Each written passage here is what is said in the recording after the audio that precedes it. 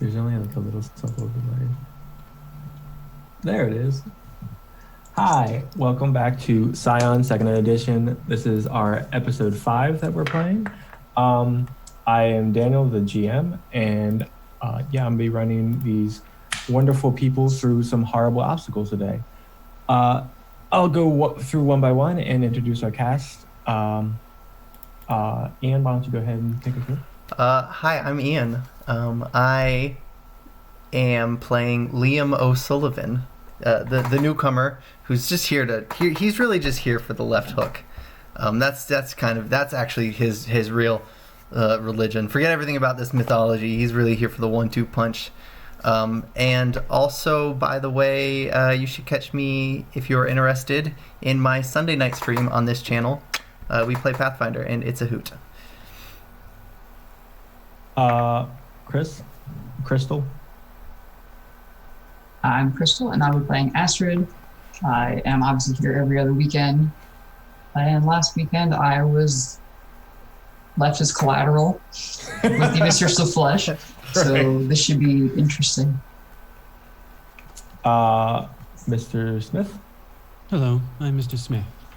Returning to play Ashton Ferris Hayes. We'll see what my return means exactly.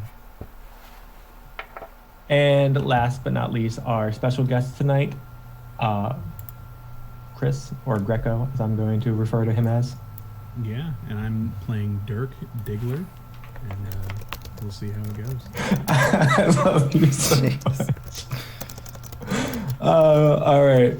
So last we left off, the party was split. Astrid was left as collateral in the Mistress of Flesh's manor, and then the rest of the party, Liam, Adrian, and Marina were in the sewers exploring, where they found a crypt of Scions, because I can't remember words right now. The Anubians. And then, as they were leaving, they were accosted by the cannibalistic Anubians. I believe there were 5 of them. 5 of them. If memory serves me correctly. We're going to start off with Astrid tonight. Astrid, as you were being walked through the Mistress of Flesh's manor, you're seeing all kinds of weird things. Just think of it and you can probably see it. People on leashes are the most prominent as they're being walked around, quite casually. And as you do walk by one room, you do catch, like, out of your peripheral vision, a man. But he gives you that feeling of when you were around the other Scions in the hospital, like something like just exudes from him, something greater than. But you only catch a glimpse of him, and you see dark jet black hair with kind of like salt and pepper on the sides as you are propelled forward. Is he just there, or he's kind of lounging in a room, and you're not really able to make much detail out because you just see him in your peripheral as you're being pushed forward. But yeah, you do have a guard in front of you and a guard behind you. What would you like to do? since I'm there more or less of my own choosing, just going to go along with them. I'm not going to put up much of a fight, but I'm just going to try and keep my ears and eyes open. All right. So for anything. As you're walking down the manor, like you're on the outside on like a kind of like an inner court kind of thing. Like there's like a little sand garden with a tree that's dead, even though it's midsummer, and the court, like the sand garden, is just kind of in disarray. It's just not very pleasing to look at. But in various rooms, you see like, you know, an office that has papers just scattered around as you keep walking through. There's like, you know, the dining room area. People are just kind of lounging all about in various places. They do drop you off at a room And they kind of slide the door open, and they push you inside. And they're like, "You can stay in here." And then they just leave. Like they don't stay posted up. They just leave. Is the door open? Yeah. All right. They seem trusting. This all just seemed kind of pointless walking me all the way over here, but is there anything in the room? There's a cot, a bucket, and a mirror on the wall that's super dirty. Also, there's some stains all over the place. Like there's some questionable stains on the floor. Well, I'm gonna go have a stroll about. All right. Yeah. So as you're walking about, you come out. Do you head any certain direction, like towards the offices or towards? Yeah, I was gonna head towards offices. Paperwork, documents. All right. So as you're walking towards the papers and documents, you do see a man kind of drunkenly falls out of around the eating area, and Grecko, why don't you go I like ahead? your eating. Grecko, why don't you go ahead and describe your character as you are unceremoniously thrown out? So when you see Dirk Diggler, you see you see a tall, lanky man with just a face full of scruff, and he looks a little skin and bones, I guess. Maybe even a little bit feral, but yeah, that's what you see. Uh, And he's the drunk person stumbling But out. You assume Yeah. he's being, as he's being thrown out, a bottle kind of is chucked out after him. So some angry language spews from the room as people kind of jut their heads out, and they're just like, "And next time, don't come back unless you have money to pay for that." And he just brushes himself off and walks away. Wow.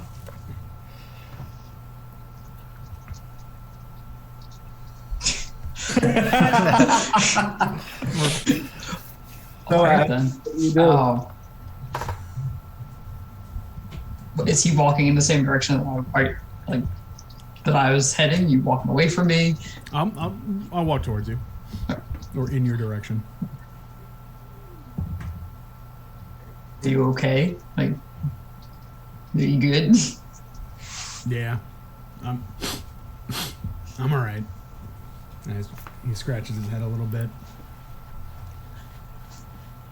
You wouldn't happen to know where the what's the word? Owner's office is, would you? I'm sorry, the what? The owner's office? Would I know where that is? So sorry. For a little bit of backstory for Grecko, you are at the. You kind of got invited here earlier in the night, and by some random woman that was promising you free drinks. She got you here, and it turned out that she was a hooker, and the drinks were not free at all. They were just included in her price. So she thought she had you on the hook, line, and sinker. You're like, no, that's not what this is about. I'm going to take this bottle. I'm going to go. And then you're being thrown out. But you do realize that you are at the brothel of the Undercity. So you know that there is an owner, and you can probably venture a guess where it's at. Okay. Maybe. What do you need from the owner?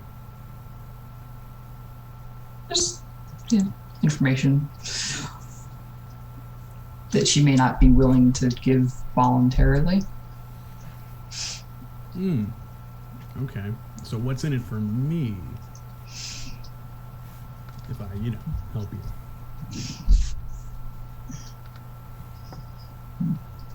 Money? Okay. Now we're talking. So come on, follow me, and I just start wandering where I think the owner would be. in the general direction. All right. I really prepared for this. Oh yeah, no, I love it. It's my favorite.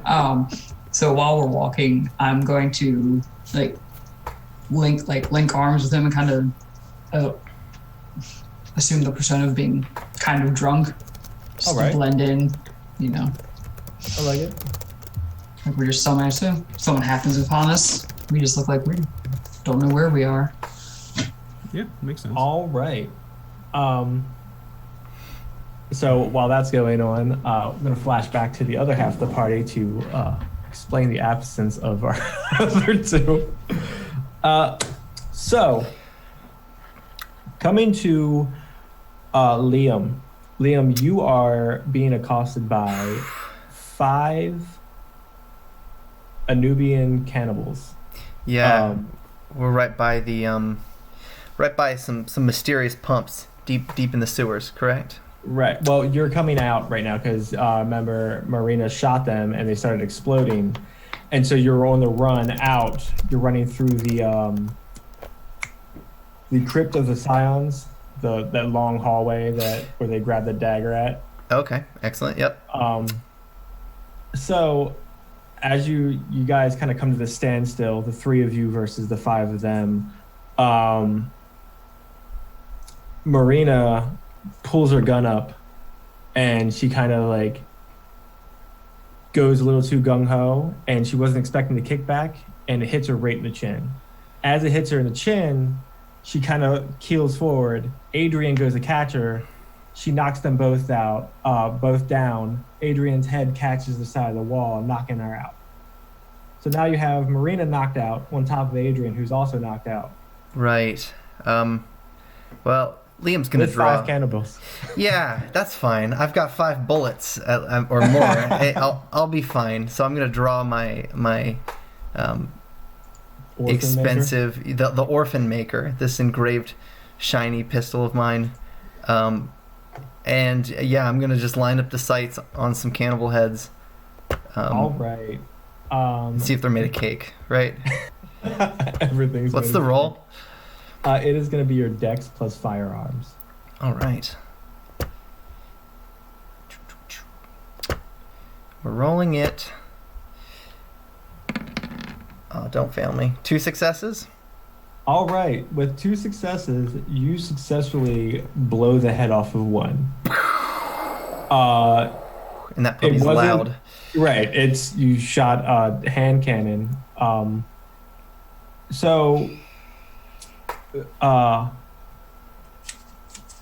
Mr. Smith, Ashton would hear as he emerges he's in that dark catacomb covered in shadows. He would hear from the only sliver of light that is visible a loud just gunshot, because you're in the security business. You know what a gunshot sounds like, and it sounds like a high caliber. He ducks just to look for immediate cover before getting his wits a bit and heading in that direction. All right. So while that's happening, because I'm guessing he's clearly realizing he is not where he was. yeah, no. As you emerge, there's the lack of the fog that was around you. You kind of like, if you check all around you, there's no more weird pursuers, and that voice is gone. Okay. And you're left with that fleeting feeling of for you, Ian. Creepiness. Oof, I am sorry, sir. What's happened? So the 2 ones with the blind eye each, they charge at you, kind of doing this crisscross pattern to make sure you can't keep a bead on them with your gun. Yep. One comes up and punches you in the knee, and the other one punches you right in the stomach. You take one bruise. Yeah, see, it was my good knee. Nice try. Right. Nice try, buddy. But as you fall down, you kind of they're like, you can feel them setting up, and the other 2 that are left are now kind of closing in the distance. All right. Well, I'm not out of ammo. I know my next move. Just say the word. Can I commit some violence here? By all means, sir.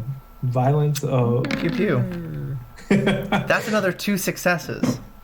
All right. So, not even paying attention to the twins. You just kind of raise your gun, like haphazardly, just kind of like, Oh, boom. yep. The kickback's a little much for you. So the next time when you instead of giving you a move action or reaction action to do, you'll have to reset for aim. Ugh. But yeah, you can move now. But you are trapped. You have one more, and then the 2 twins are behind you. Yeah, I'm going to roll so that way I'm facing the twins. Okay. When I readjust my sights here, given I'm already out, that's already disoriented me, so I'm gonna roll to try to get a little bit of distance from them, and then just sort of prepare, because they can't. I'm keeled over anyway because they were fucking around. So now I'm getting ready for real scrapping. So right. I'm gonna do a roll, and then sort of lay low. So as you roll, you pop up with you. Are you trying to put your back towards the wall? Yeah. All right. So you put your back towards the wall to make sure nobody can come up on your blind spot. Mm-hmm. You look to the left, 1 twin. You look to the right, scarred warrior. Where's the third? Mr. Smith, you come in and you see this sight. Ian, why don't you describe it? Yeah, you see a fiery-haired young man with a thrice broken nose, a cannon for a gun in his hand, and then a bunch of cannibals. 2 cannibals. And then a bunch of bodies on the floor, but that's fine. You see Ashton is about 6 feet plus minus. Wearing given your combat prowess, it's clearly a reinforced suit jacket, with a vest underneath. His hair is short cut, jet black, and there is just a faint hint of sulfur as you kind of see him.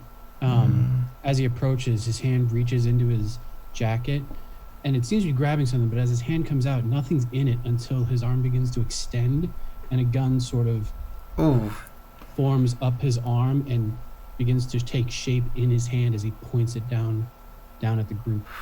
I have an image, but I'm not sure how to share it. But the gun in itself is pitch as night, obsidian. And the barrel, looking even at a distance, the barrel seems to glow with a fiery sort of reddish tint, and the barrel itself forms the mouth of some beast that is just faintly visible. In his other hand, just almost arbitrarily, it's like he doesn't even think about it, a knife forms just as similarly, as sort of melds out of his fingers to take shape in his hand, and it is no more than dagger size, maybe a 3-4 inch blade. Right. No, I'm sorry, maybe a 5-inch blade. Similarly tinged with that reddish glow. But yeah, he's just standing at the far end, distance from you. Right. Is he gonna help? We'll find out. Do we get to take a shot? All right, Dex plus firearms, please. So I presume I at least recognize Mariana. Yeah, you do. You would recognize the unconscious bodies on the floor. And it's Astrid and Marina. Yeah. Unconscious on the floor. No, it's Adrian and Marina. Astrid is currently linked arms with a drunkard who got caught. Yeah. Well, we can't all have a nice weekend night. Some of us are stuck in the sewers, fending for our lives.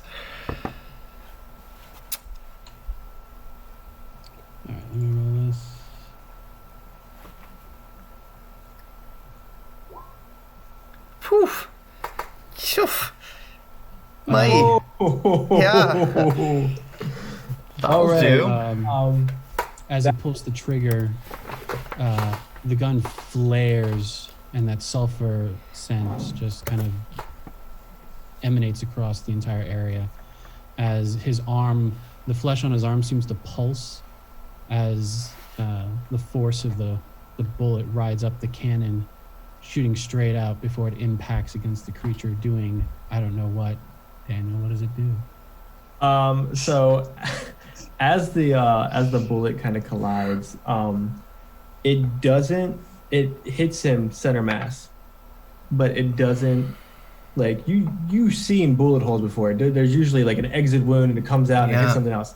This hits and it just kind of like sucks in, and it creates like this void of like probably a good like 4 inches around. Like it just creates a void of whatever used to be there. Right. But obviously this guy just kind of like, it's one of the scarred warriors. He just kind of looks down and he falls over. Like, just kind of like, what the hell just happened? Right. And as he falls over, you still realize that there is one of the twins that are gone. But switching back to the other side.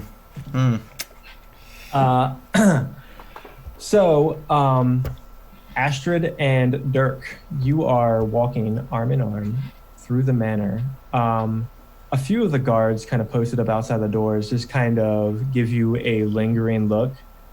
Astrid, you would recognize one of them from earlier, was the one that like kind of escorted you to your room, but he kind of whatever. Like, she found something to play with until the night's over. We'll let her go.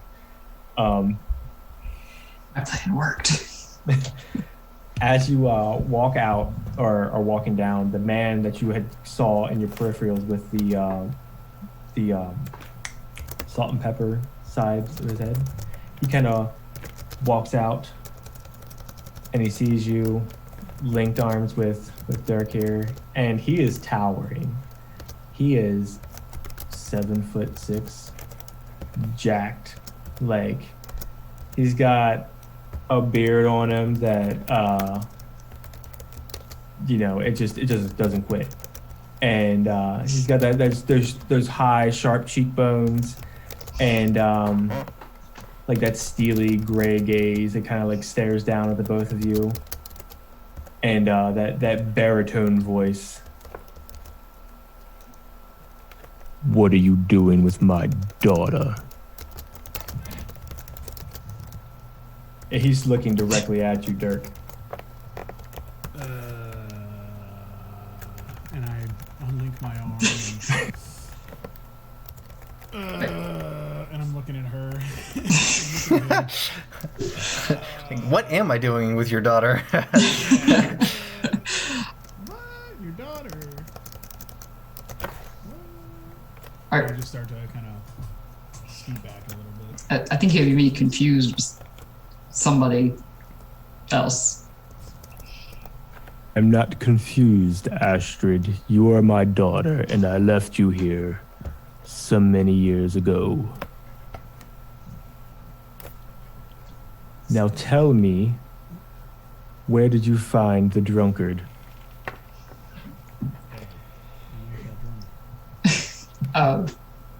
Back around the corner. Back around the corner? That's what it is. Yeah, I just picked this dude up over here. All right, yeah, sure.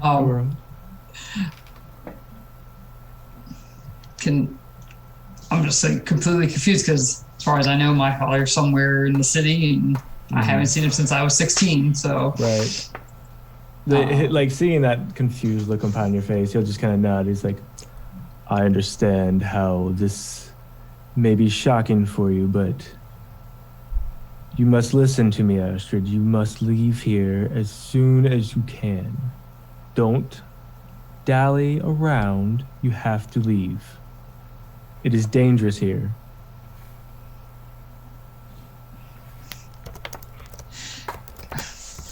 Alright. I appreciate your concern, but I've been in much worse places, and I can take care of myself. So, I'm glad you think so, little one, but trust me, there are much worse things than what you have seen lurking around every corner. You must go. Once the sunrise, this place will not remain in the Undercity. And then you will be taken with it, stricken until it comes back. You also hear this, Dirk. the whole city, or just the brothel? Think, Astrid. You would not so Astrid would remember never seeing a manor of this magnitude around the Undercity before. Especially because she usually is smart and walks around during the day. The shops and everything else kind of look familiar, but this, now that he says it, she doesn't remember seeing this place ever during the day, at least. I take a kind of long, hard look at him. Sounds like we should go. Yes, But listen Yeah. to. If you guys got stuff to work out, I mean, daddy, daughter, Do you know how to get out of here? By chance? whatever. I look around. I'm assuming not. Yeah, no. When you were brought in here, you were taken through so many different rooms, and the lady of the night who brought you here, when she showed you around, she was like, oh, well, this is our aquarium, and it's literally just people in vats of water. You couldn't tell at the time if they were being drowned or, having the time of their life, but you just kept walking. Yeah, no, I got nothing. What about you, short stuff? Look at the guy. How are we supposed to get out? Ha, ha, ha. Through the front door, usually.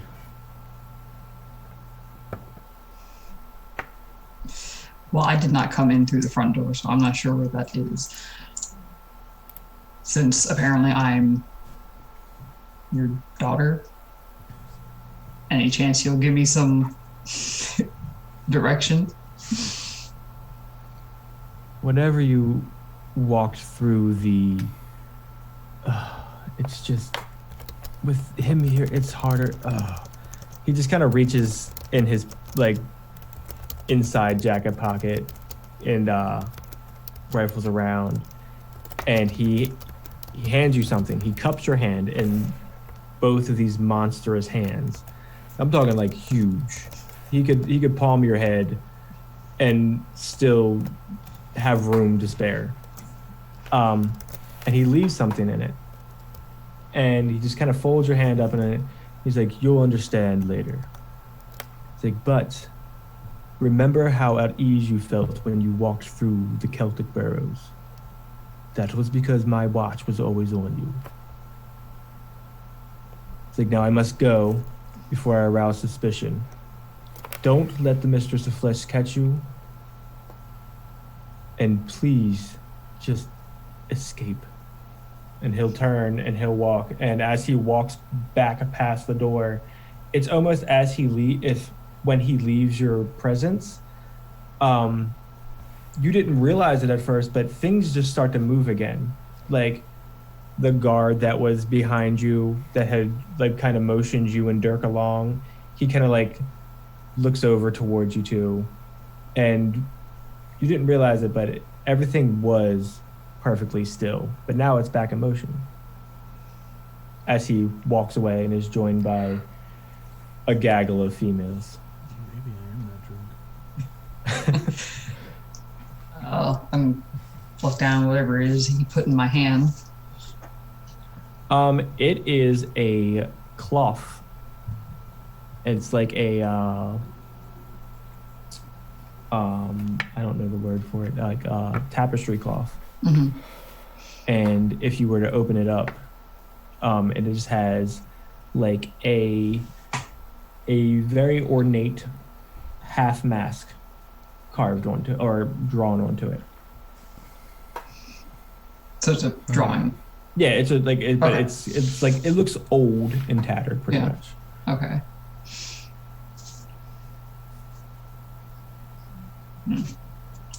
Roll up and stick it in my coat pocket. From one coat pocket to another. So Well, then. Go. Or Yeah, that sounds like a good idea. Let's get the hell out of here. I'm over being kept as collateral. So Sure. let's see. So out of character question, Go the flesh woman, is that Mhm. the owner? Mistress of Flesh. Is that who we're looking for? You're looking to avoid her. We're looking for Well, originally I was looking for her office to snoop around her stuff, but now getting out seems a lot more, vital. All right. So you guys are gonna try to find the way out. Yeah. Could I use like persuasion and manipulation to ask a guard how to get out, or anyone who might actually know? Sure. Go ahead and give me a roll. Give me a manipulation plus persuasion. I'm gonna say you're approaching the one guard that you had seen earlier. Well, damn. I mean, if you want to see someone else, you can. No, that's fine. No, I'm pretty sure they told me what I wanted to know. I got 7 successes. Ooh. do you want to do anything special? Wow. Wow. Yeah, it's really 7 successes. That was roll 20. Whew. All right. Yeah, 4 of those were 10s. That's insane. Wow. I wasn't. Well, I was not expecting this. All right. Dang, that's manipulative. So, are you saying anything certain to this guard, or are you just kind of going up and laying on the charm, like you kind of unzip your shirt a little bit, you flex up, and you're like, "Hey, big boy." I can't do it. Yeah. Do whatever you would do. Yeah. So, all right. So, as you come onto this guard, using pure raw sex appeal, Yeah. you're not really sure what the hell's going on or why it works so well this time, because you've done this to many people, and usually they give you 1-2 word answers. But this guy's kind of like enraptured by you for the moment, and he's just like, "I'm sorry, you were looking for a way out?" Yes, absolutely. I'll point you in the way out. You see, what you do is you go fuck yourself.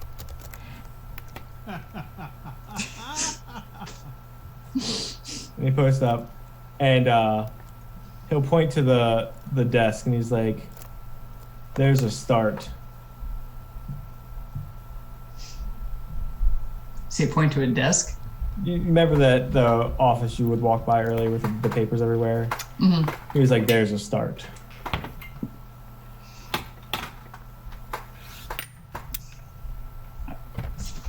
Okay. Out of character, is he just like subtly saying that's what you were looking for, or? He's saying that is exactly what you're looking for, because as far as he knows, Mhm. that's the way out. Huh. All right. Because like, if you were to from where you're standing, if you were to look a panoramic view around, you are you were in the dead center of the building right now. You were in the center courtyard of this building.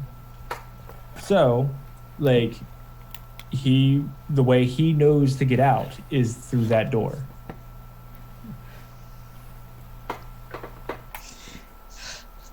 Is there any chance you'd escort us to the door? Is there? He'll start walking in between the both of you to the door. He'll open the door a little wider and be like, "There you go." All right. Well, it's a direction, I suppose. And as you guys walk in, he'll punch Dirk's arm and he's like, "Hey, you got a lively one there tonight.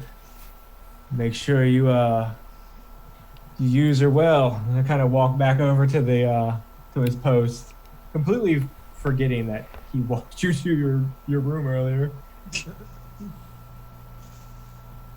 So So, what is going on? so what's, Astrid, right? yeah. Dirk. What is going on?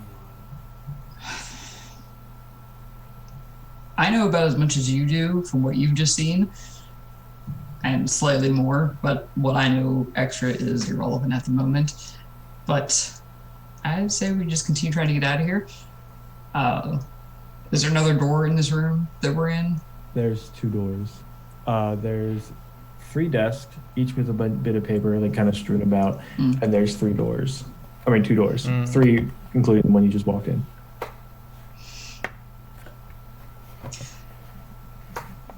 Dirk, could you check those doors? I'm gonna rifle through these papers real quick. Yeah. I checked the doors. All right. So through the door to the straight ahead from the one you walked in, there is another room. It's very not really decorated at all. It's got like some plants, some pictures hanging up. It's very much like just a decorational room. To the one on the left, it is another conjoining office. There's no exit out of that one. That one has more papers, more file cabinets, things like that. But the one straight ahead does have an extra exit? Yeah. So we got another office this way. All right. This way. I don't know if you're looking for something. Wicked. Did I find anything particularly useful amongst all these papers? You find some bank statements, some accounts, some money just being moved around. You know, they got a little bit of hands and everything from what you can see on here. They do profit very highly off of what you can see as people.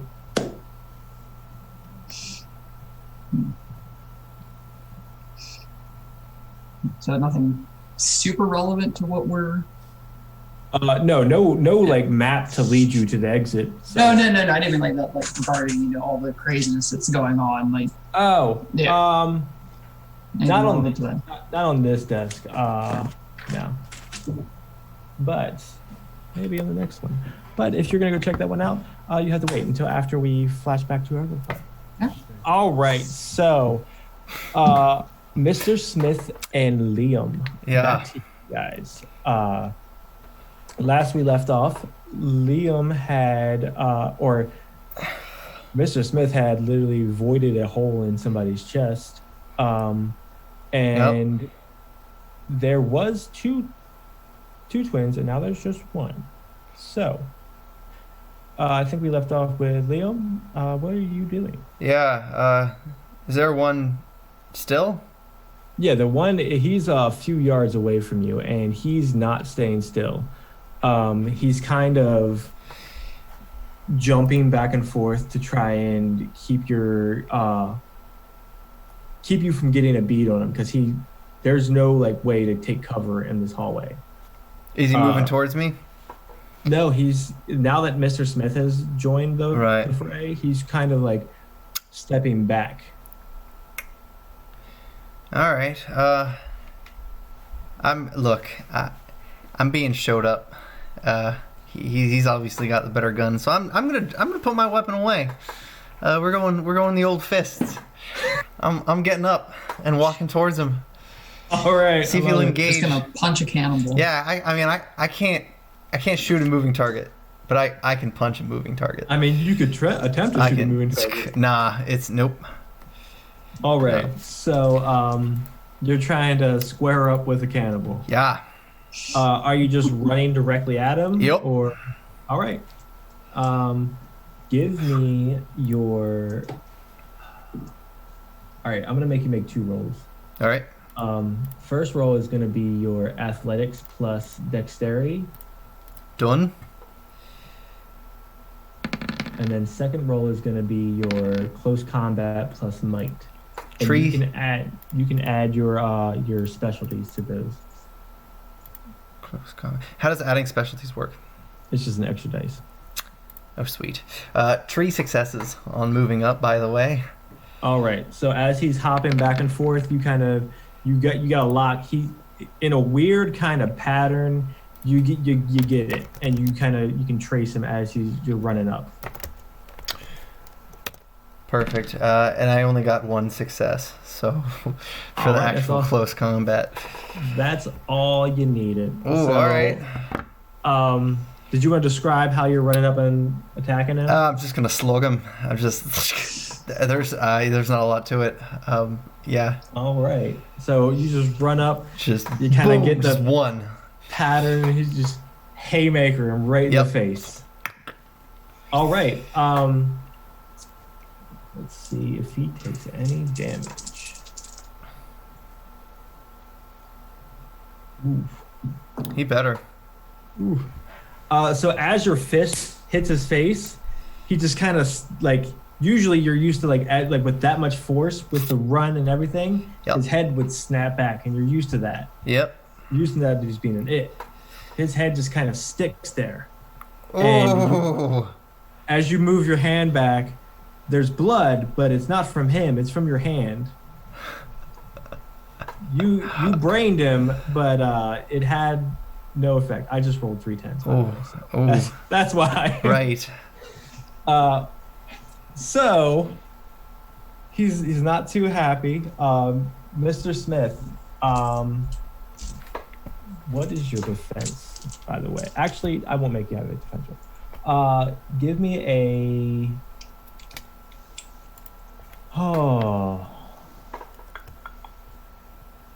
give me a leadership plus presence roll, if you will, please. Leadership plus what? Presence.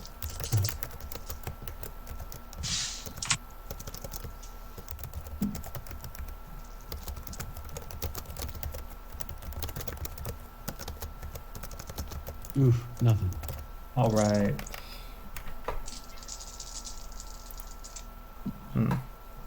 And there was a 1 in that, by the way.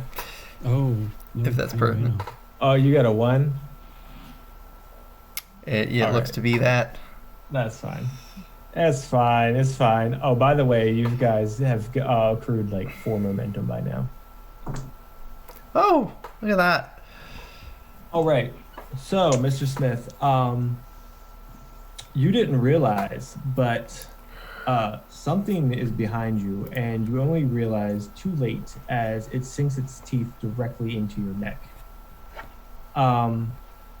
They put their arm, like they kind of like put one arm underneath one of your right arm, and then their left arm over you, and they're holding you as they have their teeth into your neck, and they're trying to get a grasp on like your hair or something to like help pull your head to the side. But yeah, you take 1 bruised. But now it is your go, sir. All right. So what free appendages do I have at this point? Both your arms are free. It's just they're trying to like grab your head with Okay. their like while trying to cling to your back still while biting onto your neck. And how do multiple attacks work in this system? Multiple attacks. I believe. I am. Weapons and armor.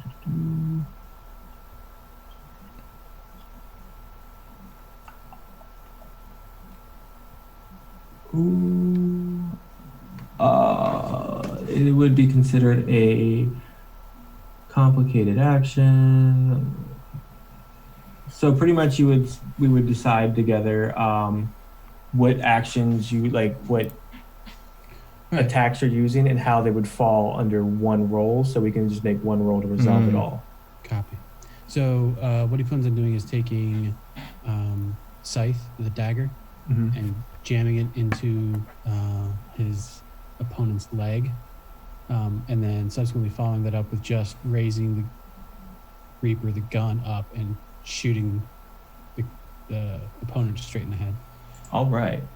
So I'm gonna say for that roll, since it's more of you trying to more athletic based than it is like either firearms or close combat, I'll say just do athletics plus. I'll let you pick Dex, Might, or Stamina, because each one would apply in whatever aspect. So whatever one you want, you can roll. Got it. We'll do Dex in this instance. All right.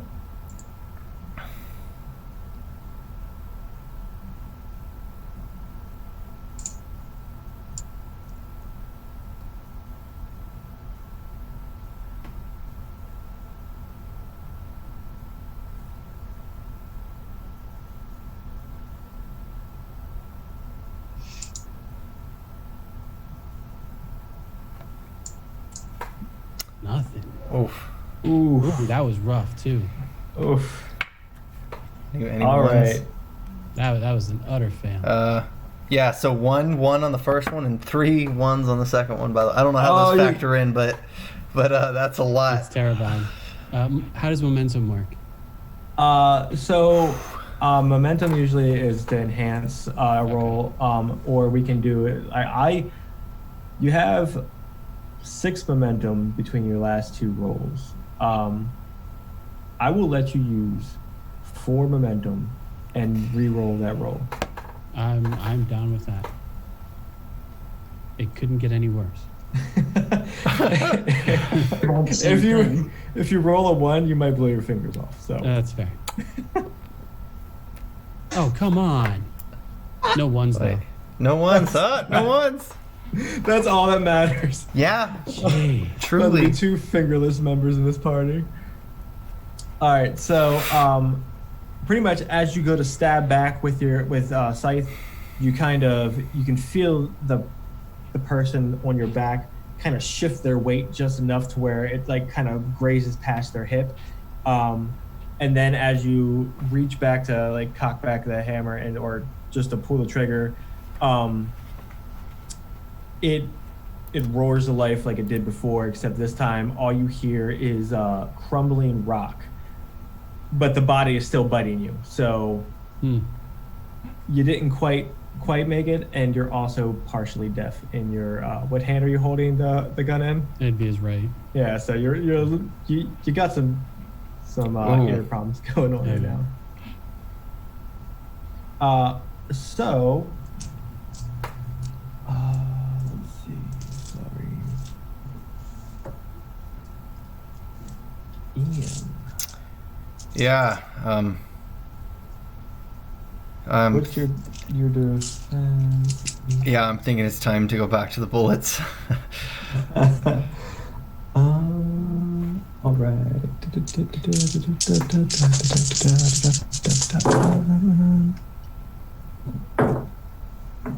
All right.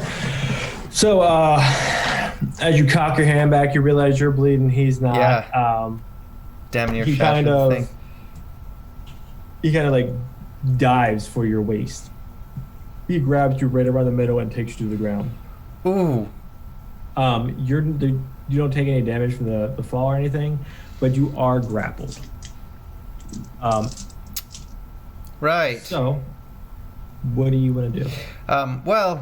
Seeing as I'm put prone like this and his shoulders right by my abdomen, I'm taking my my fucked hand and pulling out my pistol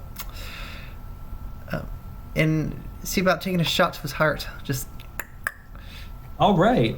Yeah, give me a Dex plus firearms. I hope this goes well. What is your specialty on firearms, by the way? I see it's CC. Is that close combat? Concealed carry. Oh, Because okay. he's a guard. I don't think it applies here. Yeah, no. I thought it would have It been ain't close combat. concealed. I'm like, all right. That's 3 successes. All right. So as you sit there and you Just- know the barrel is pressed against his flesh, you know it. Yep. You kind of reach your arm around his head, like on your waist, and you just kind of pull the trigger. You see the flash. You see the light Oh, don't light do up from this to underneath me. of him. You see the impact blow out from the skin on his back, and then he just kind of growls and looks up at you. Right. All right. Yeah, I'm gonna look at my friend here with just a bit of a shrug. I mean, I've got nothing. That's fine. I'm ready to die. Mr. Smith, what do you want to do, sir? By the way, you do take another bruise as this woman on you is draining yet another liter, or not another liter, but another good portion of blood. He's actually going to try the same technique, but I would like to renegotiate to use close combat versus athletics. All right. that I fair? will, yeah, I'll give it to you. Alright.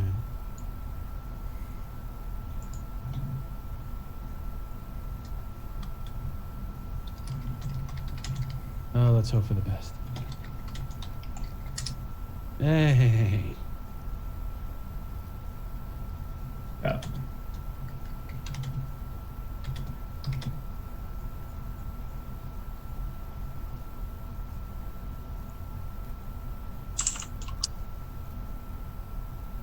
All right. Awesome. So, So I managed to do both. So he's gonna try and stab at the leg again. Now it's interesting when the dagger pierces the leg, it has the aggravated trait, so it burns like a mother, right. and immediately there's just this black ichor vein pattern that spreads all around the area. As the creature's now marked for death by scythe. And All right. he pulling his gun up, the barrel just seems to grin as it expands to encompass a good portion of the head as the trigger is pulled, causing a 3 enhancement bonus against targets marked for death. Ooh. All right. So as this gun goes off in your assailant's face, they scream in agony as they fall back. Unlike the other one before, like where their chest kind of like had this hole in it, they don't. They kind of like they're messed up, but like their face is kind of like burned, like half burned, half melting off, like, and they're screaming. They're grabbing at their face. They're writhing around the ground trying to scoot away back from you. As that happens, the one on top of Liam looks up, and he's like, as Liam has him in like a headlock, he's now struggling to get out to get to his counterpart that's over here. But yeah, this happens. You both see it happen, and then we screen swipe to the other people. So back to Astrid and Dirk. So you guys are. Did you want to go through the other office, or did you want to just go ahead and book it? I'm fine with booking it. I was going to use Karen. She seems like she wants to go through some things. Yeah, I'm gonna just start grabbing anything that has names and information. All right. So you do go to the other office though? Yeah. All right. So as you are looking through the other office. Let me find my notes.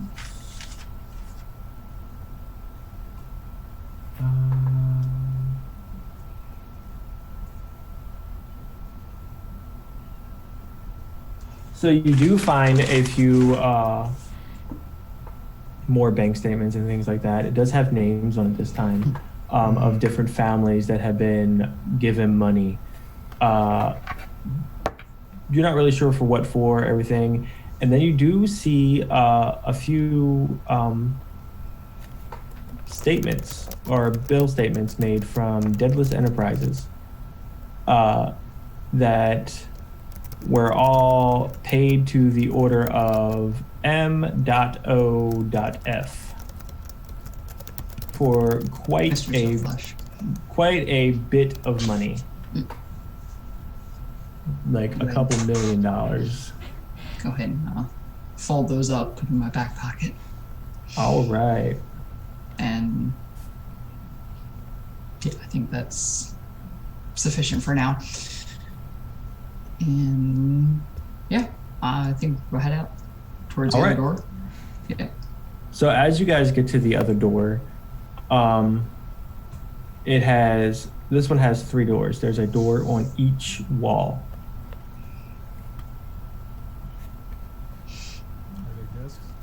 No, this is just like you guys have exited back out and you've walked into the door with on each wall. This is like the plainly decorated, like kind of decorative through room, I guess you would say it is. So I'll check these two. Alright. I'll check the left and forward. All right. So, as you check the one on the left first, you kind of open it up, and it is a storeroom, and it has tons and tons of like just shelving. Like it looks like it's a huge room for where it was standing next to, but it probably has like 6 or 7 shelves on each side, like various foods, like bottles of liquor here and there. Like there's a whole shelf of like high-end liquor and everything.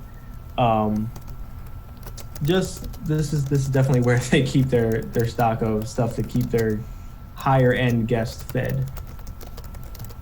I call out, hey Astrid, you need something to eat? Something good? You good? I'm good, thanks. And I grab a top bottle of whiskey and some food. This is great. All right. Are you starting to drink it, or are you just holding on for later? Just take it. All right, cool. So as you check the forward room, that room is it looks to be like more of an open kind of room. It looks to be like a greeting room. It's very nice. It's ornate. There's 2 pads where people like you would know just through seeing these kind of things.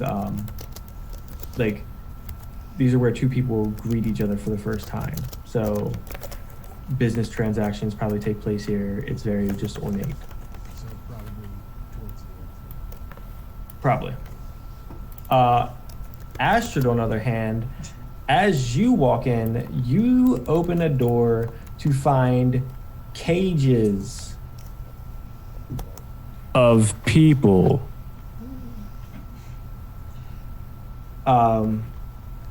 They all look kind of older, like some of them look kind of older, some of them look in their prime. They all look like they've been down on their luck for a long time, or they've been here for a while. They, aside from looking dirty and just kind of generally like sad to look at, they don't look not taken care of.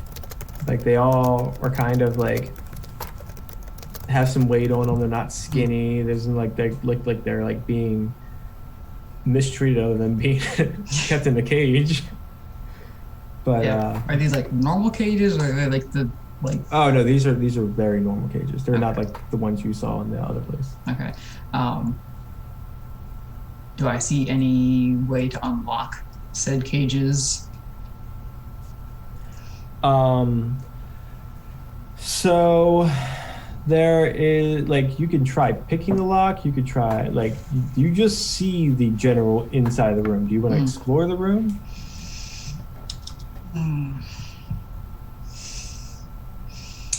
Very torn between getting the hell out of here and helping these people out. Great. I'm gonna go in and see if I can get these people out of here. All right, Dirk, Go are you against my gonna better judgment. are you gonna follow her? Yeah, I look back into the room that we were in, and I look around for it, and I see she shouldn't be in the door, so I'll go and open the door as well. All right. So, as you both go in, you do see. You guys are trying to do this like stealthily, right? I am trying to not being like overtly loud anyway. Just boom! Here, motherfuckers. Down the door. What's up? I'm here to free slaves and drink whiskey. I'm all out of whiskey. So as you guys walk in and you kind of like peering around, you do see a few like what you think are racks on the other side. You can't really tell because the cages kind of obscure things, but you also do hear footprints. I mean, yeah, footsteps, not footprints, because you don't hear footprints. You see them. I hear footsteps like approaching, or You just hear them in the room. okay. And racks, as in like torture racks, or racks like storage racks. I mean, do you want to get closer and find out? Well, I mean, I'm just curious which one you were implying it was. Server You'd be able to tell racks. a different. Yeah, just various kind of racks. There's the racks. Hmm.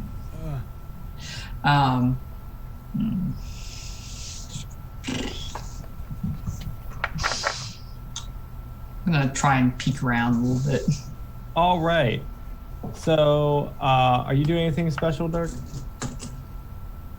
No, I'm looking at my dog. He's sad. He's like very upset. No, I'm not doing anything special. I'm just kind of keeping a lookout at the door. All right. So, as you're keeping a lookout at the door, you do hear footsteps coming from the other way as well. Yeah. Astrid, as you peek around, you see the person that you heard earlier. They are at the storage rack, and they are very clearly putting up keys. Who's the person? Is it like one like the guards, or is it? It's a guard. You do realize that they have somebody with them, a person on a chain. Does this look like one of the people who were like I saw walking around willingly earlier, or like? I mean, they look similar to the people in cages. All right.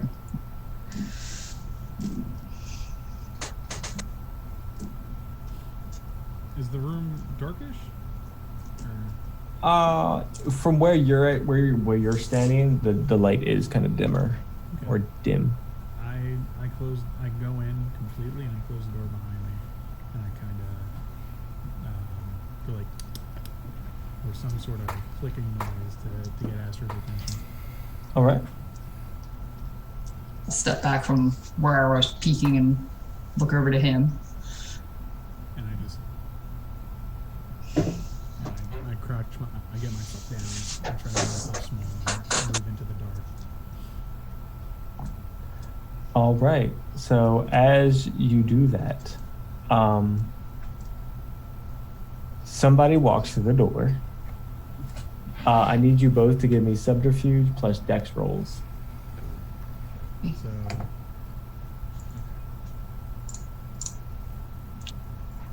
did I do it right? Mm-hmm. Ooh. Oh, wow. All right. So you guys are invisible.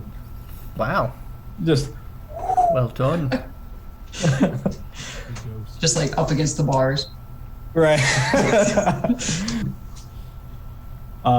So yeah, as this guy walks in, he kind of walks right by you, not even paying attention. He's got he's got something to do, and checking out, what's around him is apparently not on his list. That's fine. So as he walks by, you just hear him start talking to the other person. He's like, "How have you walked cages 1 through 5 yet?" He's like, "Yeah, no, I've walked them all. They all seem pretty content tonight. They're all fed. You know, we gave cage 7 his shots. He was looking kind of bad, but he's making a bounce back now."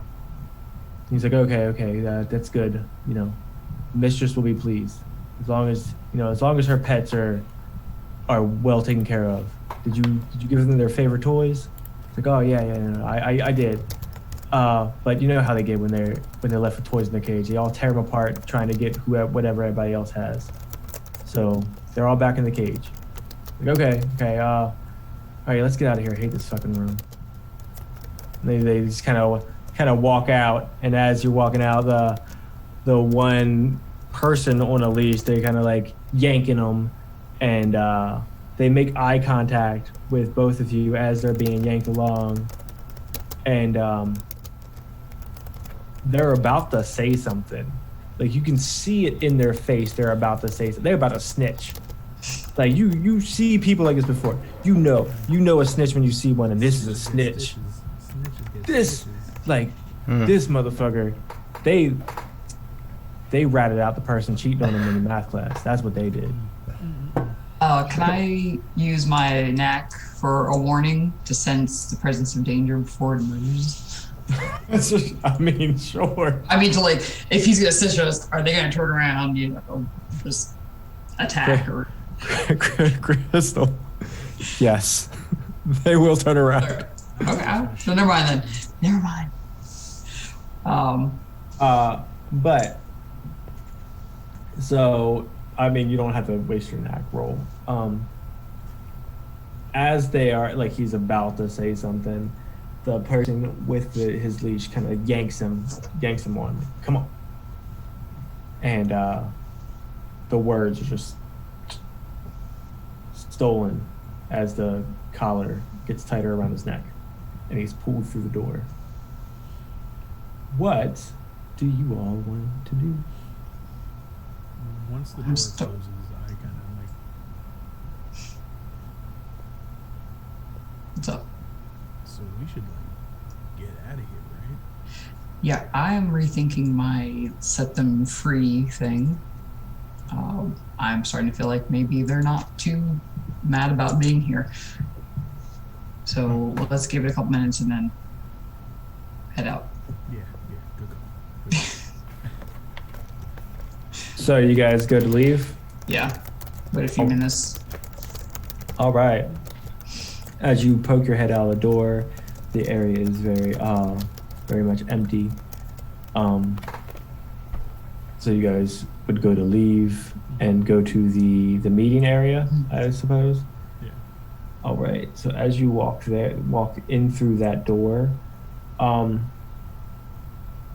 nothing's really going on. This is very much like they keep this room tidy and clean all the time. So it's probably kept off limits for anybody to walk in. You know, this is the showroom. They don't want people walking through all the time. Right. There is one big door in the front of you, and one small door to the side. Where do you want to go? There's not like a receptionist or anything, or anyone standing in this room. Not that you can see.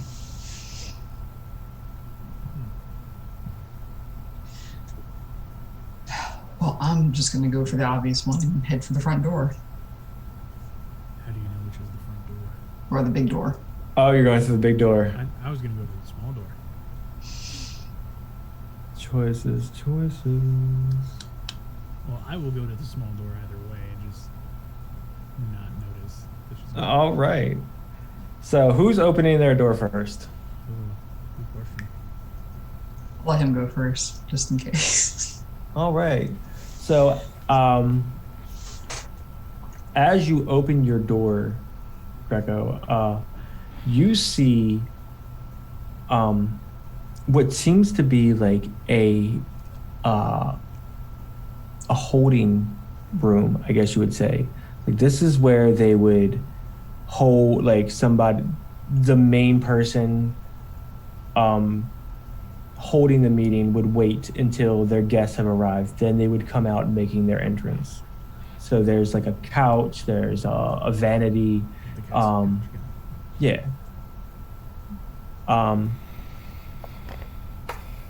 Crystal, as you open this big ass door trying to be stealthy, you slide it open and there's people on the other side that immediately turn and look at you. As far as you can tell, none of them are guards. They're all just patrons of the Mistress of Flesh. Like, they're all in various lewd acts, so they're not gonna really say anything. But they just kind of like,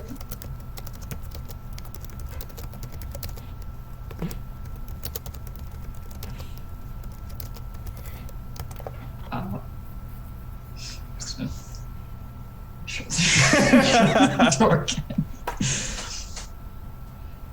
all right. Anything through your door? Oh, are you talking to me? Yeah. Is there anything through your door? I would've- Not I would've talking to already, me. I would have been in that room, laying on the couch already, getting snuggly, and been like, "All right." Drinking the whiskey. I'd start to get up and walk back out and look for her, because there's no other door, right? There is another door. Okay. It's probably where they would enter from to get into this room before they enter into the other one. Like the guests would be led through the big door entrance for a show of this is our wealth and everything, and then the purveyor of the meeting would come out through the side door. Gotcha. I want to listen on that side door and see if there's anybody in there then. All right, probably the best decision that you would make. Because I would assume this, right? I'd assume that this is like the little mini room before this is where the guy waits, and then Yeah. okay. So give me a.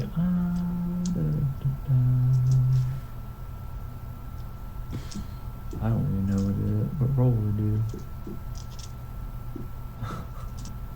Give me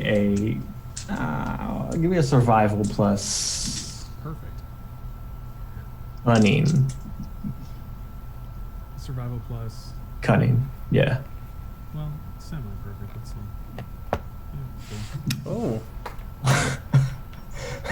cool. Is that good? I don't know. I don't know. Is that good? Yeah. Grecko has hacked to roll a 20 and we don't know about it. Yep. So as you listen, you're listening in on this conversation that's happening in the room. You do realize it is in another language that you can't really put your finger on. It sounds important, and listening to the words invoke a fear in you that you've never known before. It's that feeling you get right in the pit of your chest that you kind of are just like, oh no. Like, I shouldn't be here, I should run, I should get out while I can. Yeah. And it is very between a very masculine voice and a very feminine voice. Do I recognize the masculine voice? You would. It is indeed that deep voice that claimed to be Astrid's father earlier. Okay. And then a feminine voice, I wouldn't recognize that one. No, you have not heard that one before. Okay. Yeah, I book it out. I go, hey, Astrid, hey, your dad's in I really don't think he's my dad, but there. Daddy, whatever it is, he's in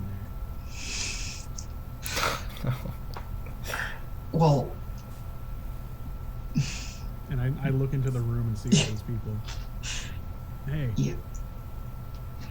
Is there another door? Is there a door, another exit through the orgy room? There is, yes. Well, I'm just gonna let's go. I don't think they're gonna pay us any mind. All right. As you are walking out to go to the other door, you guys are getting kind of glances. Like, a few people like kind of grasp at Dirk's ankle, trying to convince him to come into their pile. And why did you roll so many dice? But yeah, people are trying to get you to like just convince you to come in to stay with them in this room forever and enjoy your cage. But as you are led to as you walk to the other room door, you open it up, doing your whole peeking through thing or listening in thing. You hear one of the other doors that were behind you open, which you can only assume was when the big door opened, the door to the smaller waiting room was right next to this big door. And that door just opened. And I'm going to give it a little.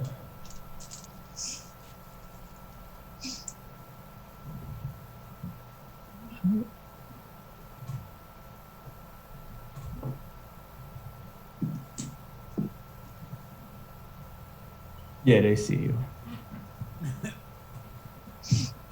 All seeing as we're clothed, that's not surprising.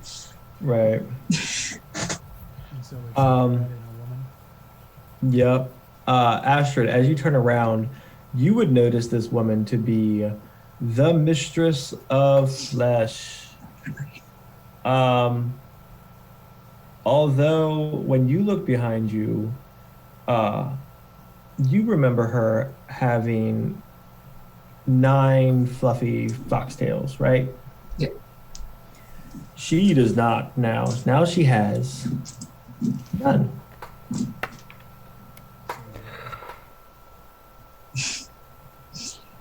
You cut out, Grecko. Oh, is that your mom? No, that's the mistress of flesh.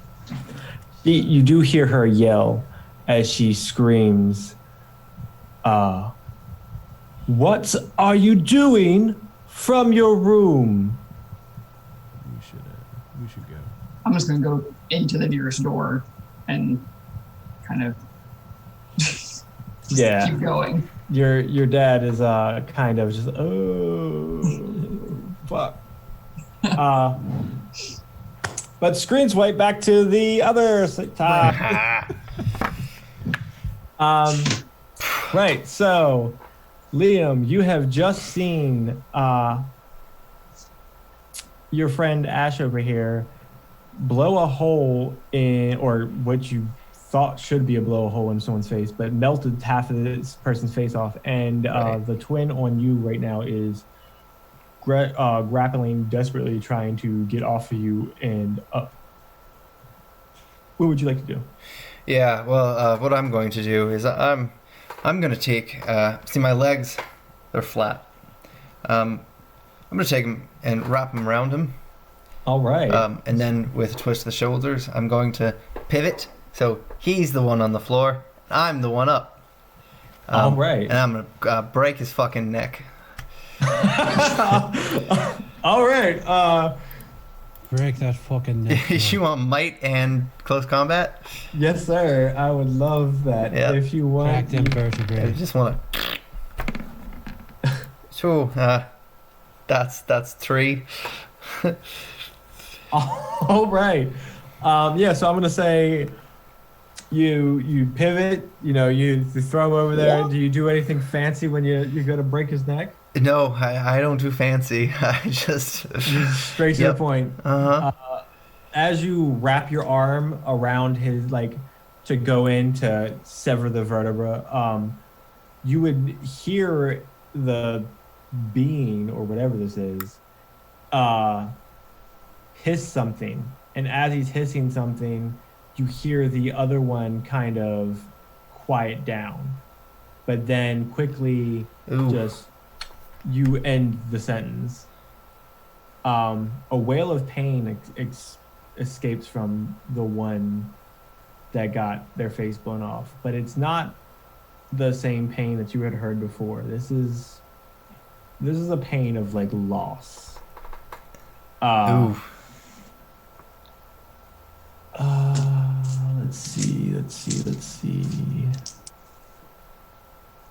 I don't have enough dice. All right. There we go.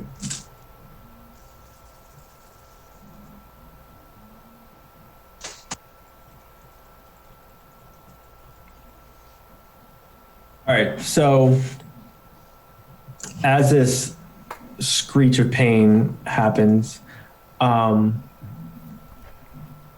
everything goes dead silent afterwards. Mr. Smith, what do you want to do? Are there any other creatures visible? No, Or enemies visible? No. just the one writhing in pain. Oh, I will end its misery. All right. So you go up and did you do anything certain, or you just blow a hole in its head? Just blow a hole in its head. All Very right. straightforward.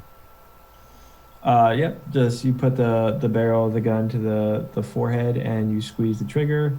Now there is no head there.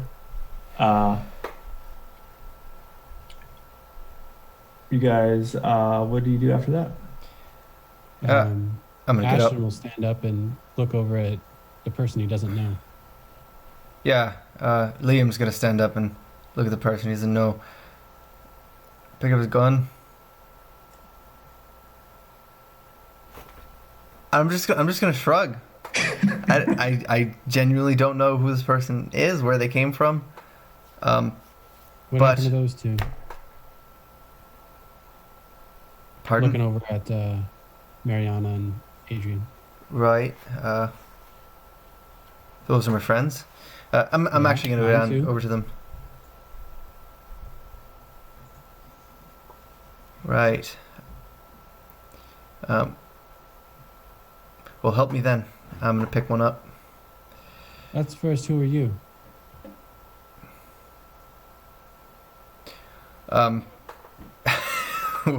What? Why does it matter? So I have a name to call you by at the very least. All right. Just don't shoot me. Name's Liam. He slips the gun back in his jacket. Just seems to disappear.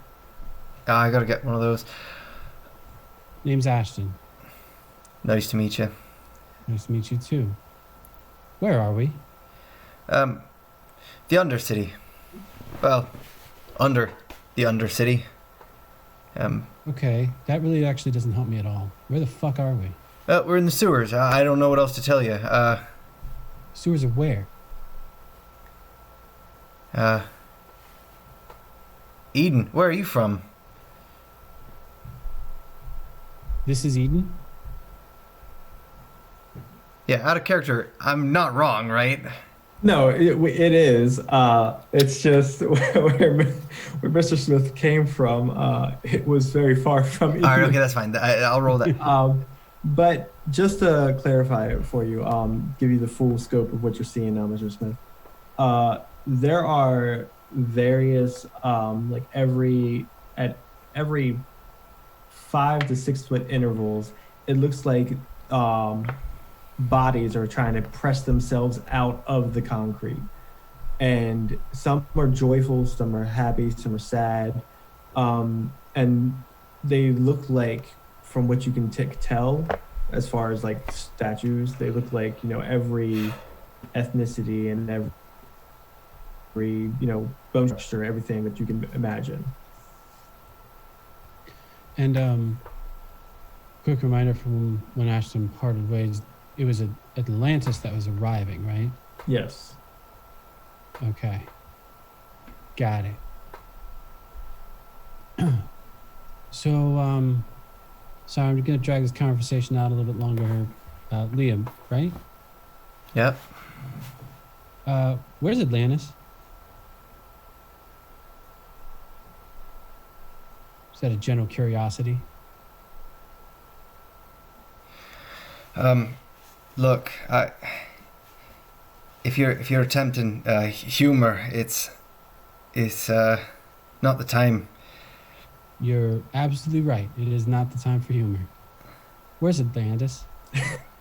Now, look, I understand that these pipes, they probably connect quite fair, but the suggestion, it's borderline offensive. What? You're asking me where things are. Where the fuck did you come from? Atlantis. I'd like to try whatever you're on, but you didn't. Wait. Hold on. Does Atlantis exist? Just a simple yes or no. Out of character, I gotta make sure. It doesn't, right? As far as you know, Atlantis exists. Where? You don't know where. It's as far as you know, Atlantis exists, but it never has traveled this far north before. It's because it's lost. Right. Well, it's considered the lost island in this world, and it travels around, but it's never traveled this far north before. Right. So you know it exists, but you don't know of it being here. You don't know that it was supposed to come here. Like, this hasn't reached you at all. So your reaction is genuine, but it does actually exist. Sorry, go ahead. You're asking stupid questions. I'm going to ask plenty more, I can assure you. Does it exist? Yeah, sure. All right. Where is it? Be like asking me where a bird lives. The thing moves. Could you look at me? I'm gonna point to my clothes, up and down. It looks like I've been living in a sewer for a few hours. I'm ready to leave. Is this your home? Is it? No, you're just hurting my feelings. I don't even know you. I've picked up Marina. I'm trying to get. You're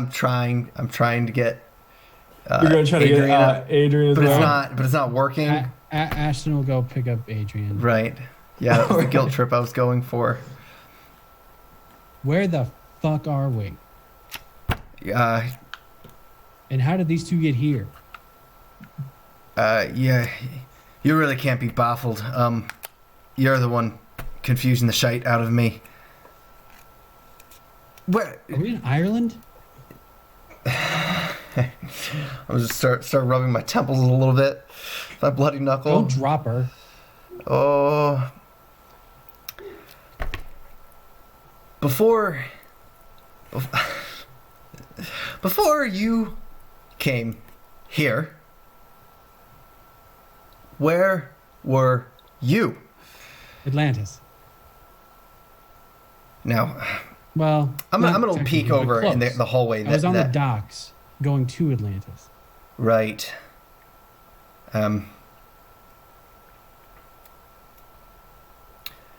Let's find my friends. For fuck's sake. All right. Yeah, I'm getting out of this sewer. It's not time. All right. So as you guys are walking out through past the dead bodies and everything, you come out to the dark area you were in earlier, Mr. Smith, and you would recognize this also, Ian, as where you guys ran into this area from originally to get away from these things. Yeah. It's way more well lit now.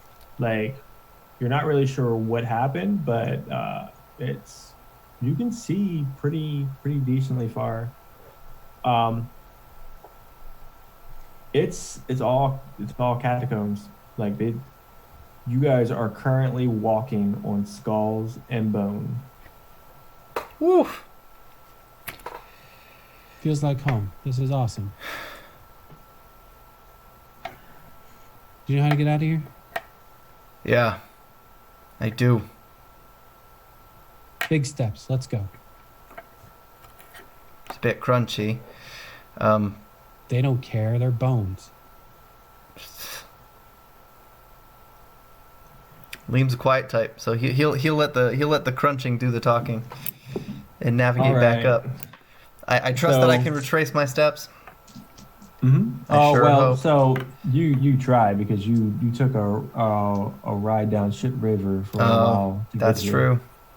true.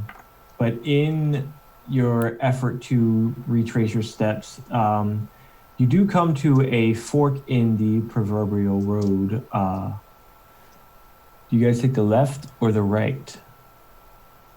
They both look almost identical. Left. All right. Are we depending on the luck of the Irish here? If I say yes, fuck it. Yeah, I'm gonna go. All right. So as you guys branch up to the left, you see a little fire in the distance. This would be the first, like, you can see bodies and everything around it. This would be the first beings you saw, which hopefully aren't hostile. Out of general curiosity, Lucky, why the hell were you down here? Well, how well do you know your friends? Moderately.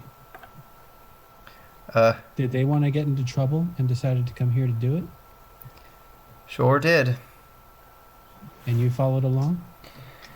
I mean, look at them. Fair point. All right, let's go. All right. So as you guys are coming up on this fire, is there anything you want to do to prepare? Yeah, putting Marina down. And drawing the orphan maker. Dusting it off. The name is just coincident. I bought it like that. It was just called that when I bought it. That was the thing. Yeah. It has nothing to do with the children you orphaned as soon as you got into the sewer, right? Well, yep. Ashton will just sort of stand at a distance away and just say, hello? All right. The body turns around. It is a female. Oh, great. Good. My mistress thought you wouldn't have made it out. Oh, yeah, we totally made it out. Absolutely. Oh, we? No, I'm only talking to you, Ashton. Oh, well, shit. With that, we're going to screen wipe and go back to the other party.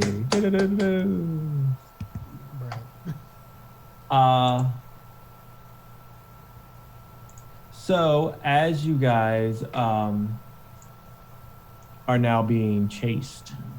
Ooh, fun stuff. So you guys are being chased. You go into the first room. What, like, is another, it looks like just a very regular ornate room. It only has one door directly ahead. Do you want to do anything as you're running? Anything certain? I'm going to draw my pistol Okay. as we're going, and just keep going. All right. Just trying to put distance because I don't know what the hell Mr. Sufush is capable of. I'd rather not find out. Grecko, what did you say you were doing? Big same. Okay. Same. Also, All right. So you guys draw your weapons as you're running through the rooms into the next one. As you walk through, there are two guards that are kind of flanking the door. Astrid, you would recognize this room from earlier as the one that you had been in with your friends. It has the throne in it. There are it's a little weird behind the throne though. There's one walkway to get out of here. The other one's kind of blocked off with various things that you don't really want to know what they're used for. So as you guys come up to it, what are you doing? The guards are kind of there. They're kind of startled by your arrival. Are these armed guards, or are they just like bouncers, like jacked dudes? Oh, they're armed. Very, very. Like firearms wise, or are they just got like staff? Yeah, no, you can see their guns. Okay. All right. Do you have any allegiance to any of these guards, any of these people in this building? Do you? Yeah. No, you were led here for a good time by some chick you saw on the street. She promised you free. She promised you free drinks, and you are not receiving them. Yeah, I'm gonna just shoot one of those guards in the head.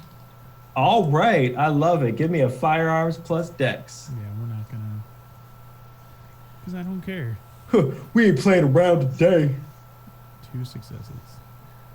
All right, so that's completely enough to just murk a regular human that's unsuspecting. You walk by. As you walk by, you just kind of like raise your arm up, just boom, Yeah. right in the face. Dude falls down. His other friend is not happy. He's gonna take a swing at you.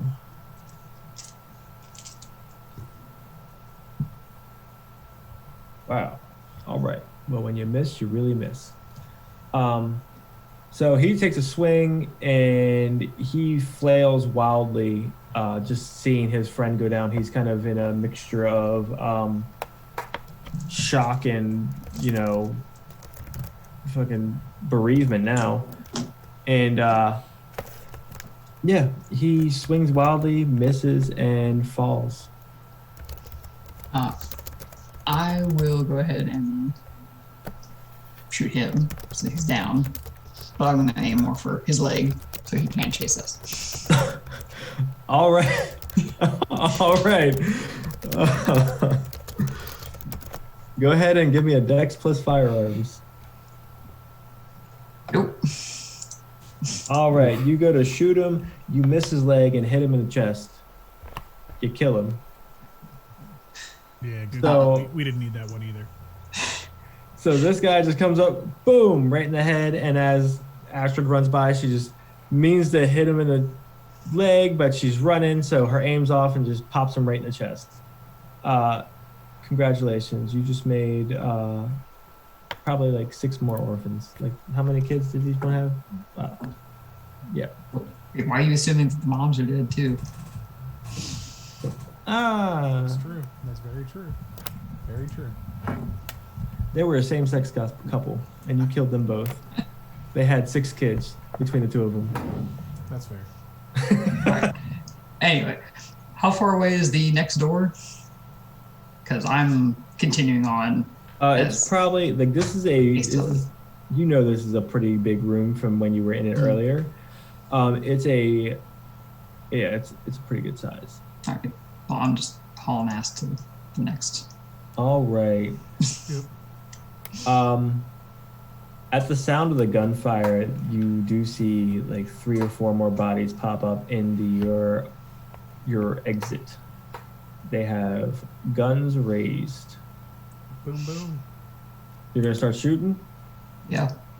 Big yup. All Yep. right. I'm gonna need a dex plus firearms from each of you. I feel like we're in the Matrix now. I got a success. Just You one got- this time. Just one. Okay. One success. All right. So you guys kind of wing them. The two of the guards are over there. One gets winged in the leg. He kind of goes down to a knee. He doesn't really affect his stance. He's just aiming from a lower vantage point now. The other one gets winged in the arm, and he kind of like falls back and like hides behind one of the pillars that are outside, taking a breath before he regroups or regrouping himself. As you guys keep coming up, they are going to squeeze the trigger on their semi-automatic guns. All right. Not allowed. Well,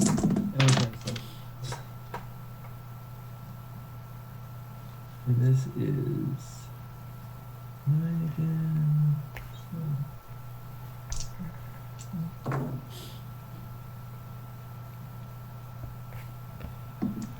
All right.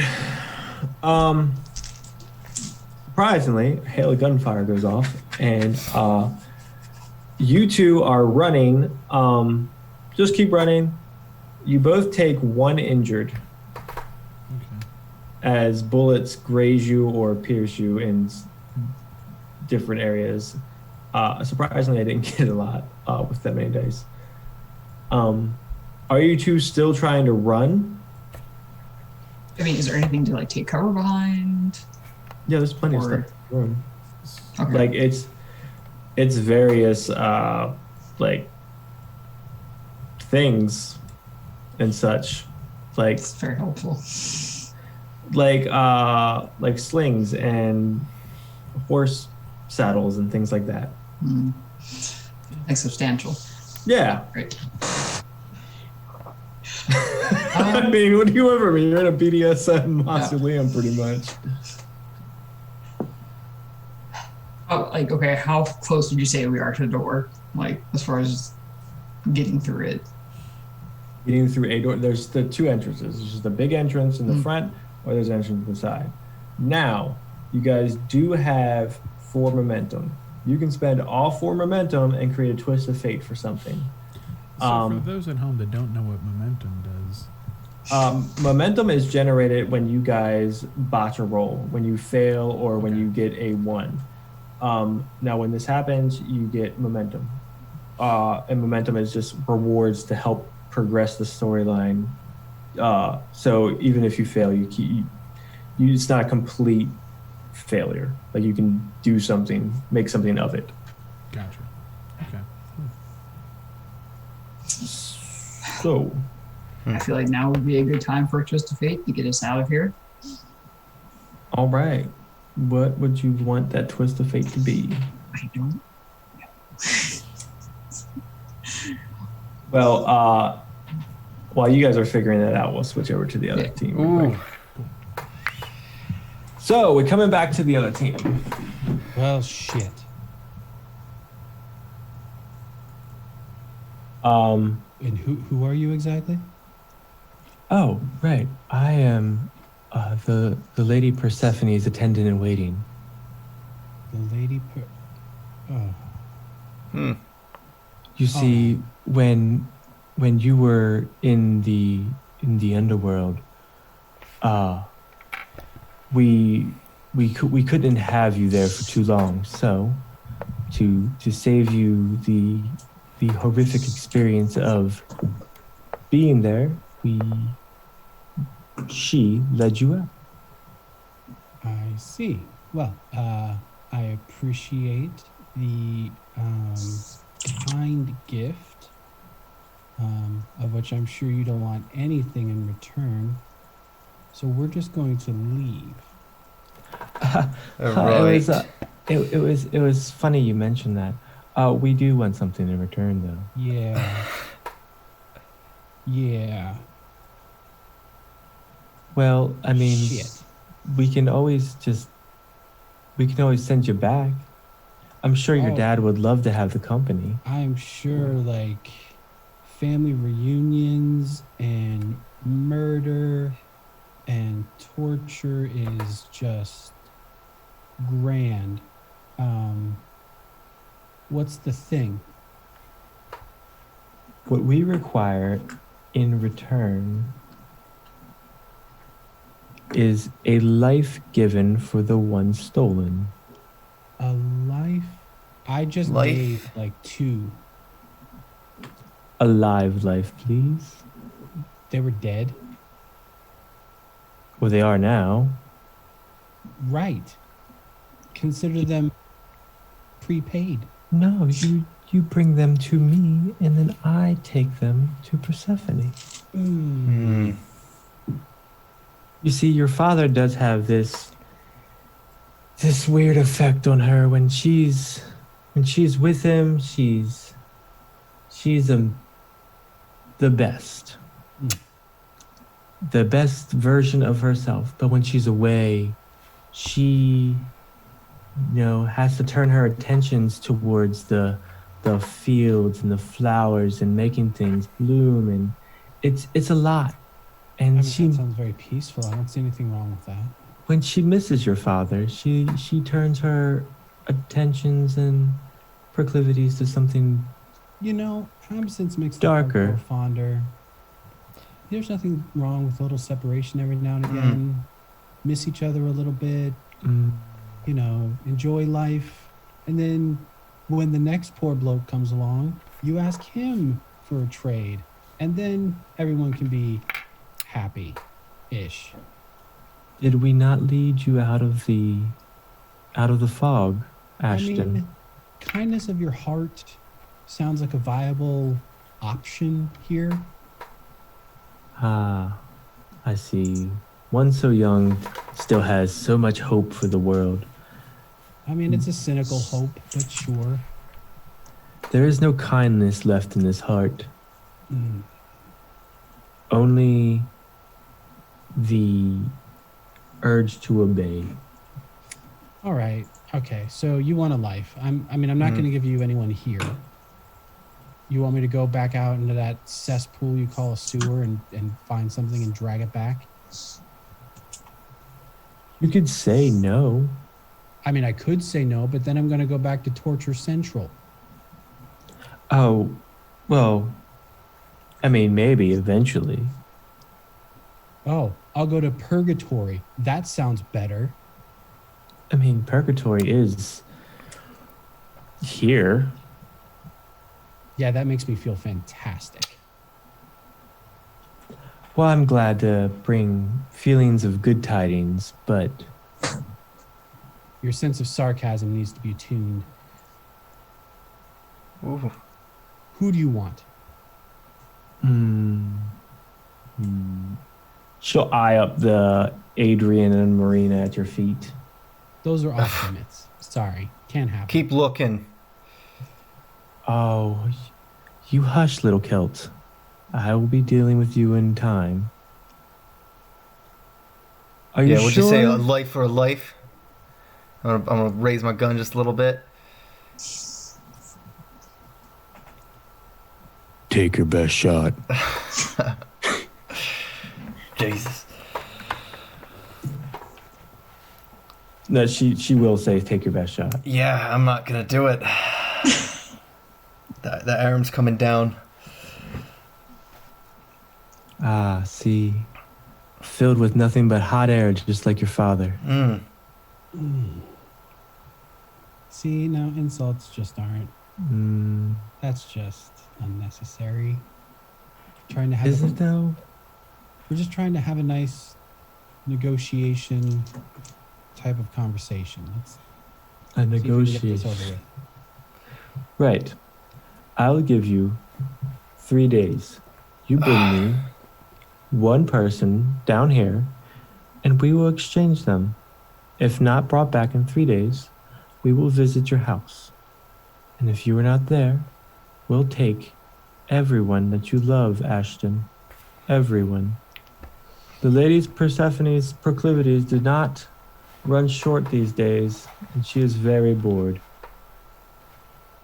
So just to clarify what you're saying, I have 3 days to find some poor schmuck to drag down here. Do I have to stay down here and find them, or are you going to let me leave and find them? You're free to leave. And you don't even necessarily have to bring them back down here. You can fully take them to the temple of Persephone and just leave them. Just take them in as you are going to pray to your goddess, offer thanks for the bountiful feast that you received this year in the harvest, and just leave. And we'll take care of the rest. All right, you can shut up now and just show us how to get out. Oh, how to get out. You see, no, we led you out of the fog. We will not lead you out of the labyrinth. That is something altogether. And if you listen just quietly enough, you'll hear him. Right. You both will hear a distant what you will assume is a roar. What the hell is that? As you turn your head to look at the sound and you turn back, there is nobody there at that fire anymore. Well, shit. Right. Hey, you're Irish. Do you have any drink on you? Just gonna shake my head. Run my free hand, my right hand, through my hair, and raise Orphan Maker up instead of a glass, sadly, because I feel like danger's What kind of imminent. Irish meat are you? Or do you just eat cereal? Easy. Marina has an edible gummy bear on her. I'm gonna be a dead one if we don't get through this. All right, let's follow that bloody sound. Damn it. I hate deals. Especially with these people. These All right. Yeah, you mean your people. I would hardly say my people necessarily. They seem to know all your loved ones. Knowing about them and being one of them, clearly two separate things. Yeah, I'm gonna follow the sound. Yeah. I'm just loving the banter. And I'm gonna say, Probably you know, Ash, that's where you fucked up. Having loved ones. Are we any closer? Does this thing seem You like know it's... what, Lucky? I could learn to love you. Well, I'm already here, huh? Nice and easy. Fucking smart. Under my breath. Yeah, no, it's getting closer. I picked up Marina again. I mean, I would hope you guys wouldn't leave them behind. Yeah. No. Ashton grabs Adrian. So as you guys get closer to the thing, the floor does kind of tremble. As you're coming to the end of this tunnel, you're You know what? cresting. Sorry for interrupting. Ashton's walking along. She did say labyrinth, right? Yeah. Wasn't there a minotaur in the labyrinth? I was trying not to think about it. Shit! Ashton keeps walking. Is it well lit? Yeah. Excellent. As you are walking, the lighting gets better and better as you keep cresting, coming up to the crest.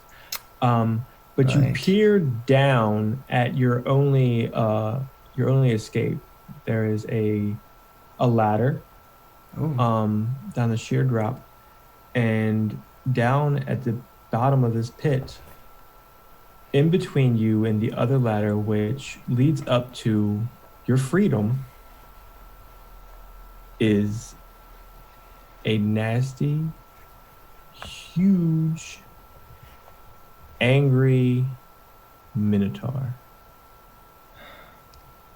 Yep. You're that made fucking my right. butthole pucker. All right, Lucky, go get him.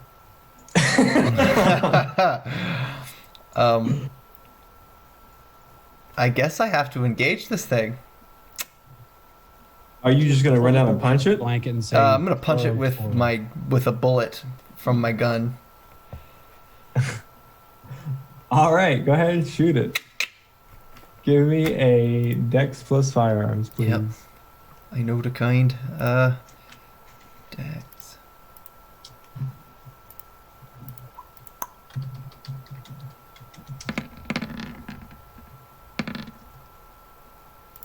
Three successes. All right, you wing it right in the shoulder. Oh. And that's loud. It just kind of looks up at you, zeroing in right on the sound. Its eyes make contact with you, and you feel shivers run down your spine. Your butthole's puckering now too, ain't it? Didn't work. We need the Mr. shadow Smith? gun.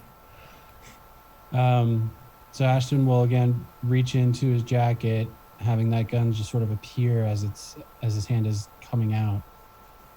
And he lays an even arm straight at this freaking beastie. I need one of those. All right. So go ahead and roll me your dex and firearms, please. It's 4 successes with general enhancement.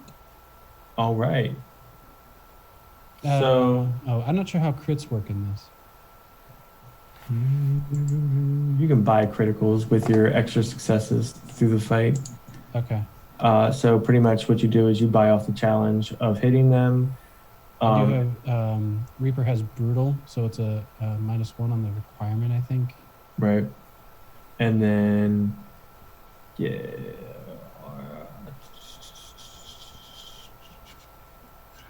I had it all. Now, do you get momentum even if you succeed but have 1s? No. Yeah, you only get momentum if you fail the roll. Copy.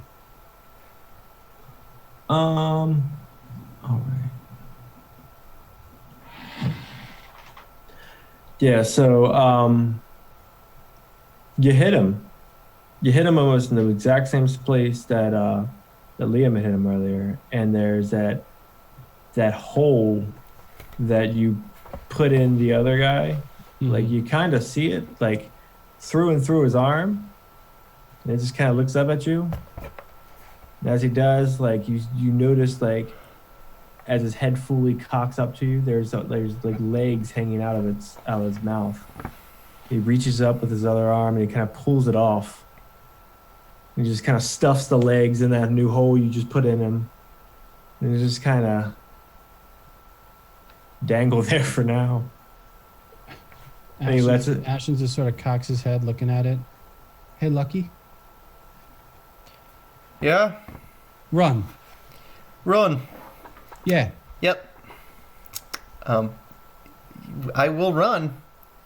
All right, you guys are turning around and running? Yeah.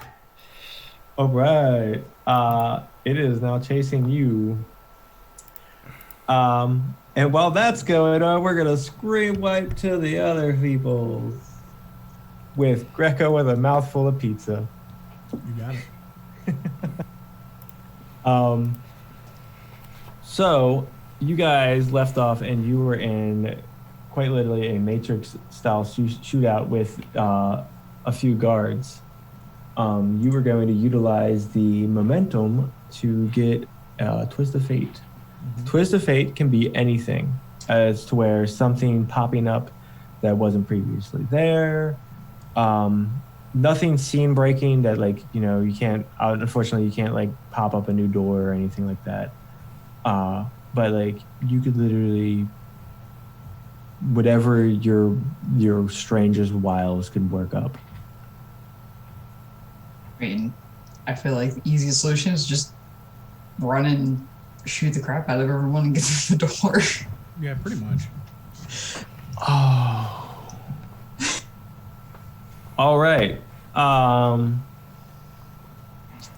You both of you give me a Dex plus firearms. What kind of guns are you both carrying, by the way? Pistol. Yeah. All right. Just a regular standard clip? Yeah. All right. I fired, what, twice? Yeah. Did you have any spare magazines on you? Yes, of course. Yeah! Good, I have enough to kill everybody here twice. Fucking John Wick in it over here. They killed my dog. All right, so Chris, as you lean out and you squeeze off around that guy that was kind of hiding behind the pillar earlier, he like leans over, and as he was about to like take aim and shoot, you kind of just right in the middle of the eyes, like he falls over. Crystal. Chris, yours kind of goes wild, and you're not really sure what you shot, but you heard somebody yelp. Like, what the? Oh well. See something. As you guys are in this shootout, you do hear people coming up from behind you now, so your cover's not going to last another, like, more than one more round. I mean, I was planning to just move and shoot. Oh, so you're gonna run. Yeah, like I'm running and shooting. All right. So To get- you're leaving cover, right? Yeah. I'm just making sure. Okay. It,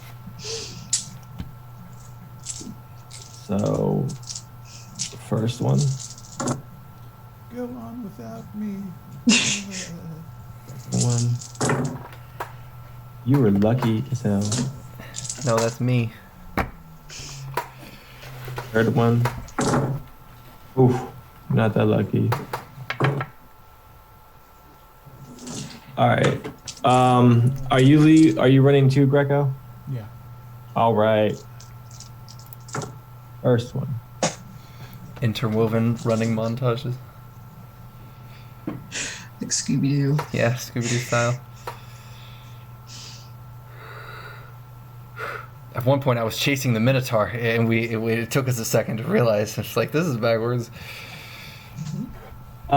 So, Chris, as you pop out to run, they just like these guys know what they're doing. They're not just spraying randomly. You know, they're very short control bursts, but when one stops, another one picks up. So you're trying to run in the zigzag patterns. You're doing well at first. You're closing the distance between you and them.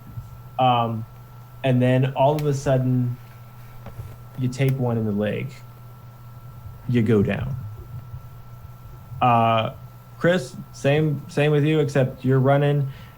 You even go so far as to hop over Astrid's prone body now.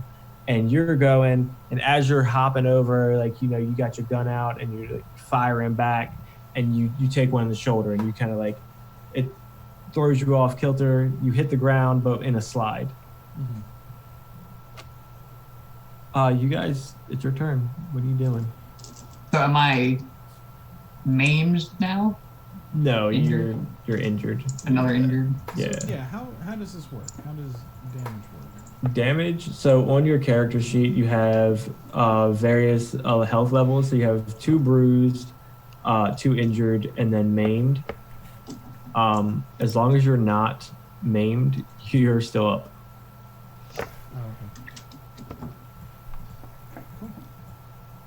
Oh, okay. But So how many guards are left presently? 3, 3. and Okay. there's people closing up behind you. Okay. Do you want to do anything certain? Leave? Oh, I don't know.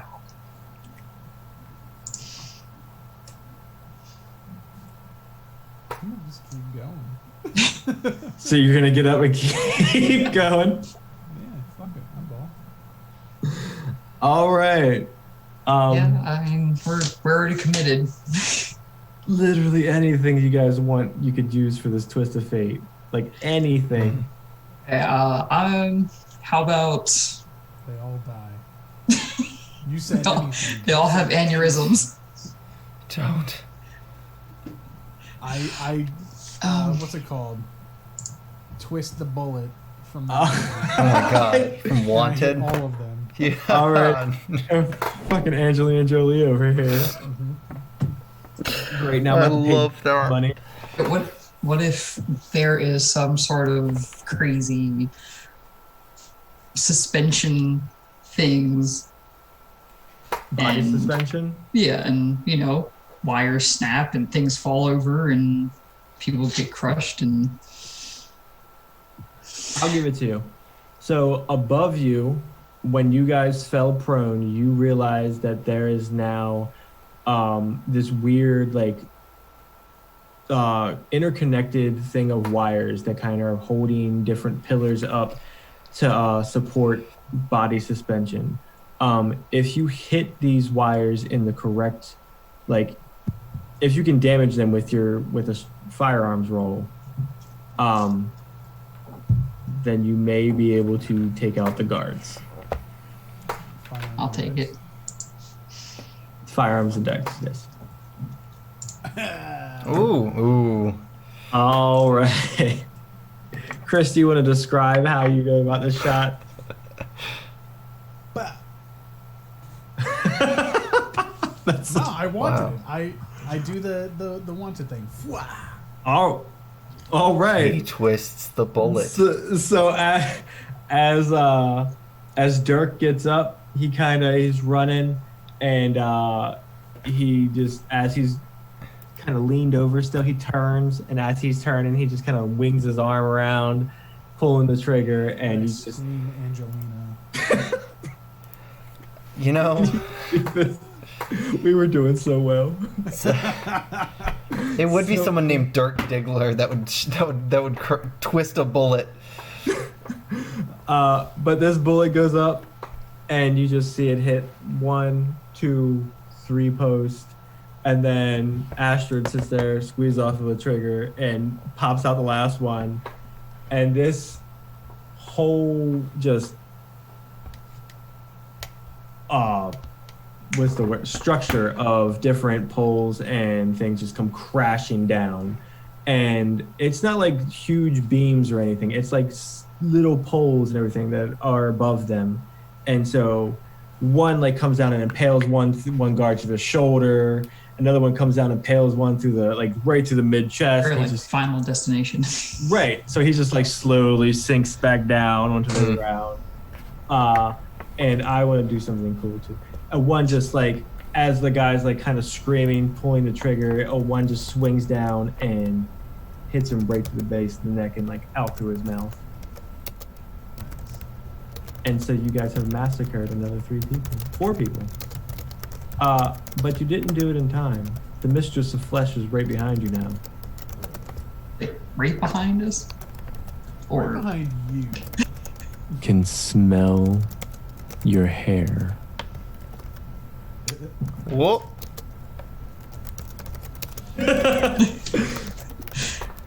So did you guys want to do anything certain? Can I do something super badass? I mean, depends what you want to do.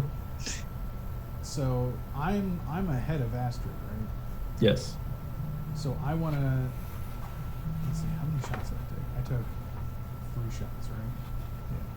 So I want to throw the bottle of dope ass liquor up in the air towards the mistress and shoot it out of the air so that it explodes all over her.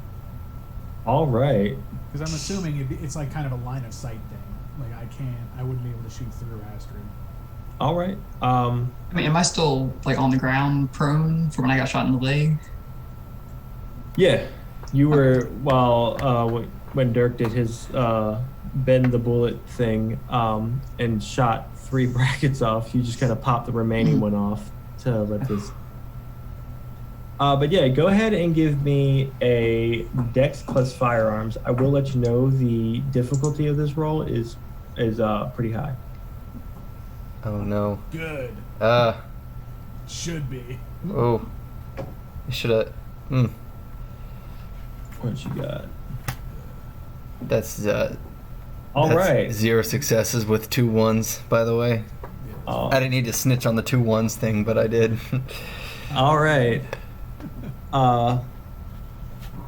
Before I react to that, Crystal, did you want to do anything?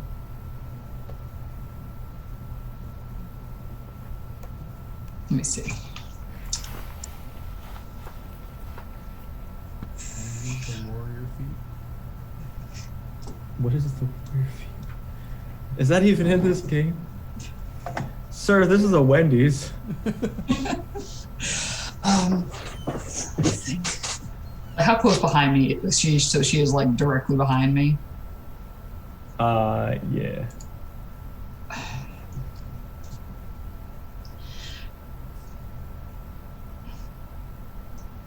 I'm gonna like try and just kind of tumble away to get back onto my feet and put some distance between us. All right, yeah, no, I'll let you do that as a free action. All right. As you tumble, like you kind of roll away and you pop up on your feet, trying to keep weight off your bad leg. You see her and Dirk throws up that bottle of liquor he stole earlier, and as he goes to go shoot it, she grabs it out of the air and kind of just sits it down at her feet. So quick question. Sorry to cut you off. Can I use trick shot? Is that a thing? Or is it too late? Is it too late now to say sorry? A knack? Yeah. Yeah, you can go ahead. I'll let you use a knack. Okay. So when showing off with a ranged weapon, convert any additional difficulty imposed as enhancement. But it says before the roll, so I don't know if that. I guess it's too late at this point. But now I know I have it, and I can do badass shit later. Yeah, I mean, if you have a later, you definitely just try to shoot a supernatural beam. Nah. Yeah, so she's going to just kind of set the bottle down, dust off the crap that she just ran through to catch up with you guys. What are you doing? Eating. Well, You- I should go. You're leaving. You think you're leaving. You killed 4 people, and you think you're just going to leave. I mean, if they didn't want to die, they didn't have to.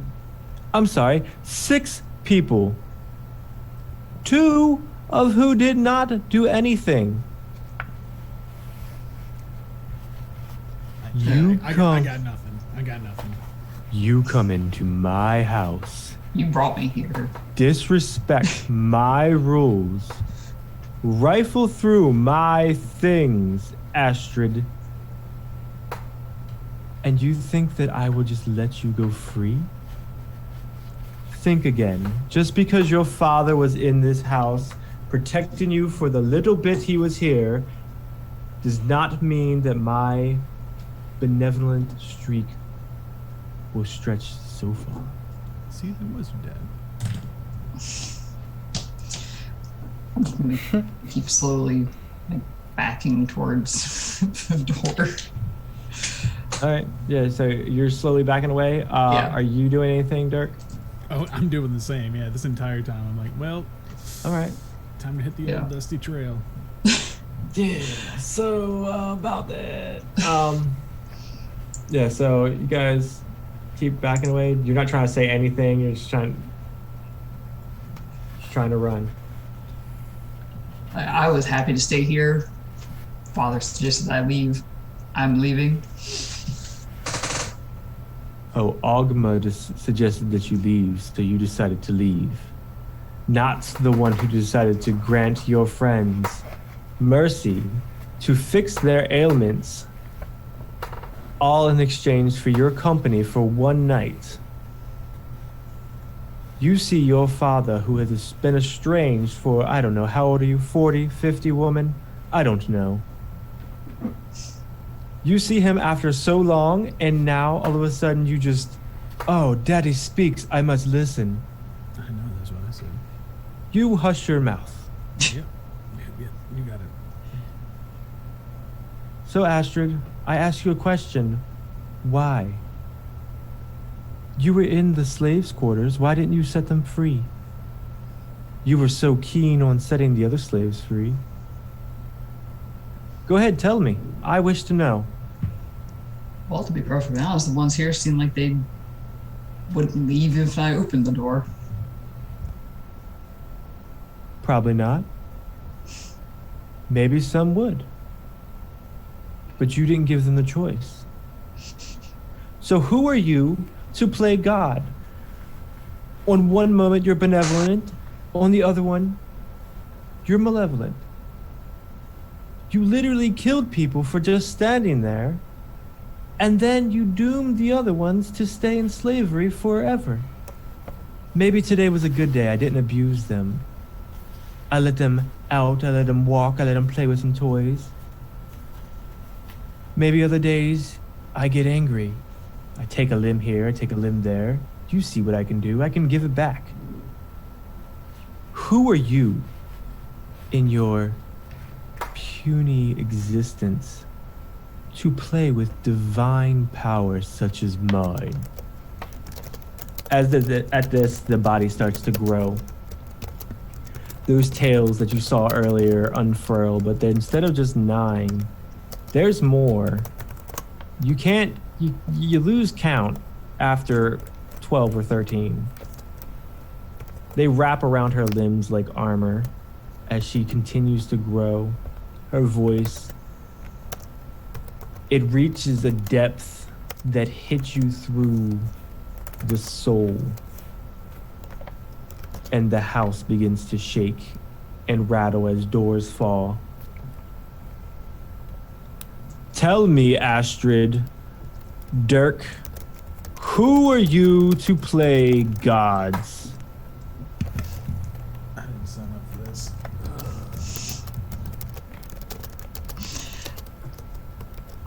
I think at this point I'm legitimately just going to turn around and run towards the door. And run? Yeah. I follow. All right. Eight. So as you guys turn around and run, like you turn around, and as you turn around, the screen swipes to the other two. Yay! I'm fucking with that. Have we died? You guys are running right now. Yeah. But as you guys got to further down the tunnel, you do know that he is following you. Yup.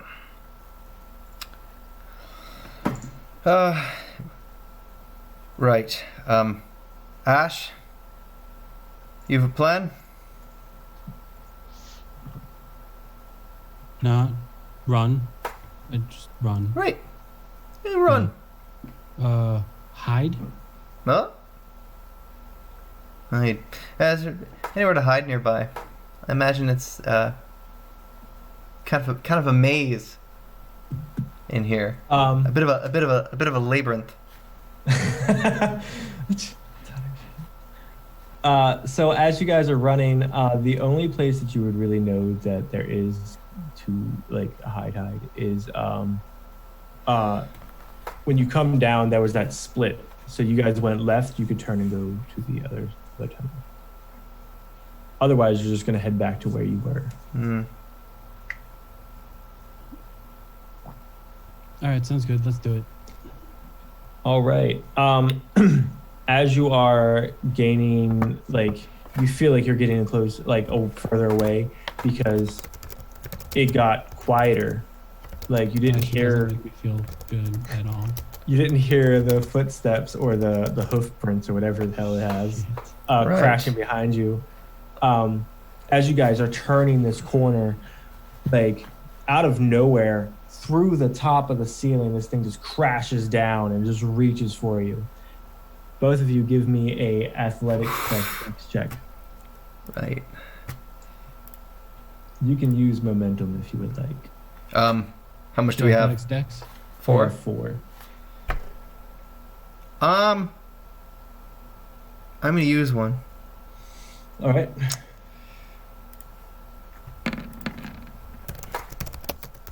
All right. Thankfully, you used it because you got 1. So All just right. 1.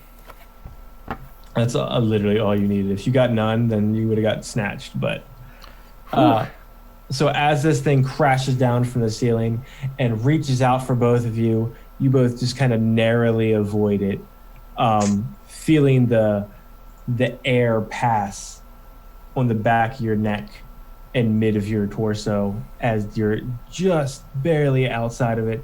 You know, when you like put your chest forward, that's pretty much no. Like as you round this corner, you guys are like booking it down the other two. It's now back, like coming after you. You're realizing now it's too tall to run properly through this the tunnels. Right. So as it's running, it's trying to like every so often it has to take a stutter step and then like dip down and then like it'll run on all fours. But you guys are very much more suited to running these. Right. I mean, we are carrying bodies, so there's that. Could we? But But as you are running towards the oh right, I forgot you guys are carrying bodies. As you guys are running towards the end of this tunnel, you would see that again. You feel like you're running up a hill. The light starts to get brighter. You're cresting another hill. You're coming to the top of it. You have a good bit of distance between you and the Minotaur right now. You look down, and there is a ladder, but it's broken halfway down. And it leads you to the same pit that you just ran from. But, again, the ladder is broken halfway down. What's the distance between broken and the landing? Broken and the landing is probably like 40 to 50 feet. Broken and the other piece of the ladder is probably 4 or 5 feet. I mean, falling 40, 50 feet's way better than being crushed by a Minotaur. Yeah. But, I don't know about so you. is it, what's I say it? jump. Jump? Well, yeah, you jump, I'll climb. Let's see how this works. Yep. All right, you're gonna jump. Yeah. I'm not ready to get crushed. You want stamina or dexterity plus athletics? I wasn't expecting you to jump, so I'm gonna jump. Ashton looks down the hole. Holy shit, he jumped. Right. With a body, so he's not just doing it himself. Oh no.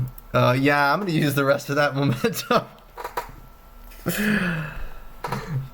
Yeah, give me a stamina plus I don't even know.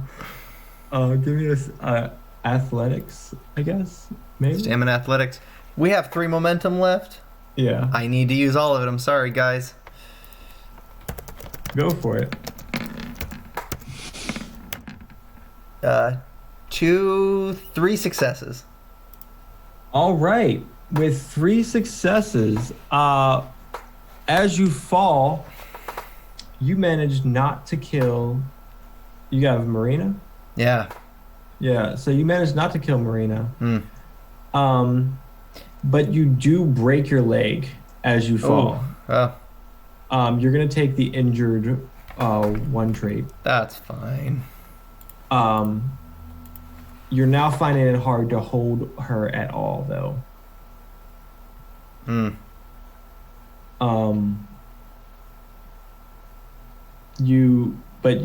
So as you jump, you have her in your arms, and as you're falling, what do you think to yourself? Are you do you start praying to anybody? Like, what the fuck am I doing? Why am I here? Oh, Frosted Lucky Charms, help me.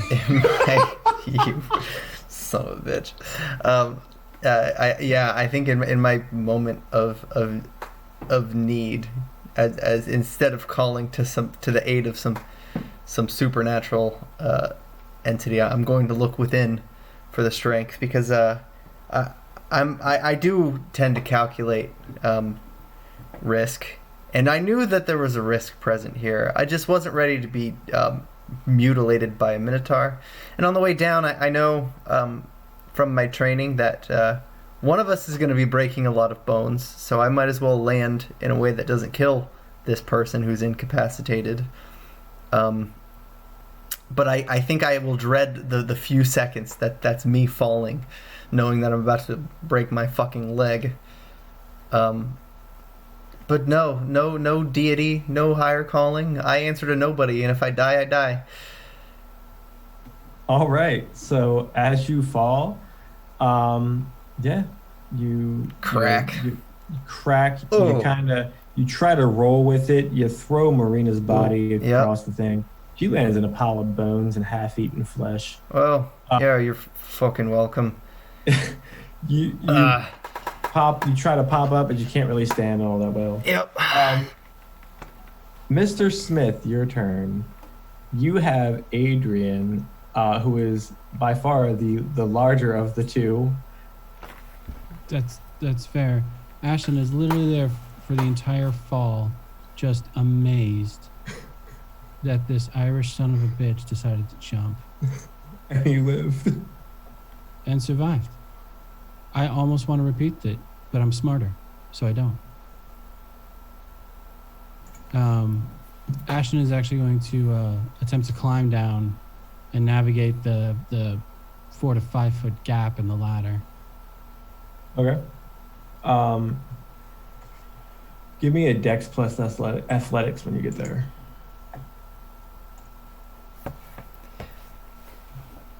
A success. All right. So you don't immediately fall, but you do prioritize your own well-being over Adrian's, and you let her slip. As she falls, you kind of grab her by the wrist, and you feel her shoulder rip out of socket as the weight of her body pulls it there. But at least you're still able to walk, because who else would carry these people out? Legit. And then you can navigate the rest of your way down. All right. But you're coming up, and you guys, I guess you grab Marina on your way over, looking at the man with a shattered leg. And you look up and you see the Minotaur at the top of the sewer exit that you guys just had. It's angry. It's writhing around. Ashton is quietly praying to himself, just saying, please don't jump, please don't jump, please don't jump. There was the exit from here, right? Yeah, it is literally a few yards away from you, but it is a ladder. And it's only like a 6-7 foot ladder that leads up onto another alcove that leads to a door. But We got it is a 2 ladder. You have 3 bodies, because I don't think Liam can work a ladder in it. He might be able to, you know. Upper body strength. Yeah. You green Irish bastard. Can you get on that ladder? Yeah. Crawl faster. Damn. He's got no patience for the poor. Minotaur. Damn. Yeah, I'm gonna haul it. Ashton will be unceremoniously dragging Mariana and Adrian to the ladder as well, as quickly as he can, not expecting to beat the broken-legged Irishman. All right. I just want someone to make a clip of this, of Mr. Smith saying that he's dragging Marina and Adrian to the ladder, which I can just imagine is one arm in each hand, just through bones and guts. That's pretty much it. Yeah. No care. No I love kindness, it. Just there's a gigantic beast that wants to murder us. I love Getting the fuck out of here. It's my favorite. So yeah, as you are running to the ladder, Liam, you get there, you're gonna give me give me another athletics plus stamina to see if you have it in you to pull yourself up with upper body strength alone. Right. Well, here goes. Oh, that If you looks don't make it promising. up that ladder, I will shoot you. 4 successes. 4. All right. So, did you want to describe it, or did you just want to let it go? I'll let you take this one, because you seem real giggly about it. So, as Ashton says, if you don't do this, I'm gonna shoot you. Like, Liam pretty much flips himself up onto his hands, walks a few handstands, and then gets to the ladder. Walks, like, just starts climbing up the ladder, not even thinking about using his upper body strength. If anything, he's using a little core strength to keep his leg from hitting the ladder and causing himself some extra pain. He gets up there, he throws himself over, and he just kind of crawls to the door, ready to open it. Gun out. Show off. Fucking Irish dick. Oh, man. All right. Couldn't have done that before, could you? I'm going to pull my gun out.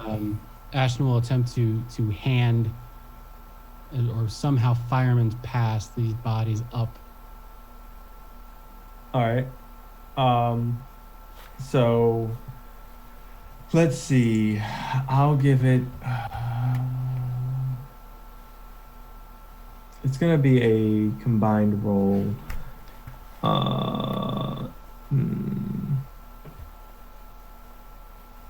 So, Mr. Smith, you give me a Dex and Athletics, and Ian, you give me a Stamina and Athletics. Because at this point, you gotta be tired. That's a lot of upper body strength. And you've been running. Oh, that's no bueno. Oh. With a 1, and I got 2 Yeah. successes. Woo! All right. So as you're trying to pass, you grab Adrian, no problem, and pull her up. You get her to the side. As you're passing Marina up, the Minotaur jumps, and when he comes crashing down, everything shakes, and you drop Marina back to the bottom, which is it's not that far. I mean, she landed on her face, but she's had worse days. Probably landed on someone else's face. I just want you to know, Lucky, I did not just shit my pants. Let's go. Come on. Take the other body. He's already pulled Adrian up, so. Oh, that's fantastic. Ashton's going to get his gimp ass up the ladder. All right. So as you guys narrowly, you grab Marina, you pull her up, and you get up to the ladder. You see the Minotaur's charging. He's charged, you guys are running to the door, pulling bodies. Liam's limping his way along, kind of just dragging his arm on the wall, just blood's everywhere. You're not really sure where it's coming from, if it's one of the girls or if it's Liam, or if you might have now been pissing blood and fear. The Minotaur jumps up, and as it jumps up, its head comes in, perfect fit to this little alcove. Its snout comes right up to where you guys are, and it just snarling, spit flying everywhere as it's snapping at you guys left and right. Its tongue reaches out and licks at the blood on Liam's leg. And you guys are trying to breath smells like matzo balls. You're right, bastard. But with the door, did you guys want to do anything? Yeah, I'm gonna shoot him. All right, as one does. Give me a Dex plus firearms. Going for the eye. All right. Go for the eyes, boo. Go for the eyes.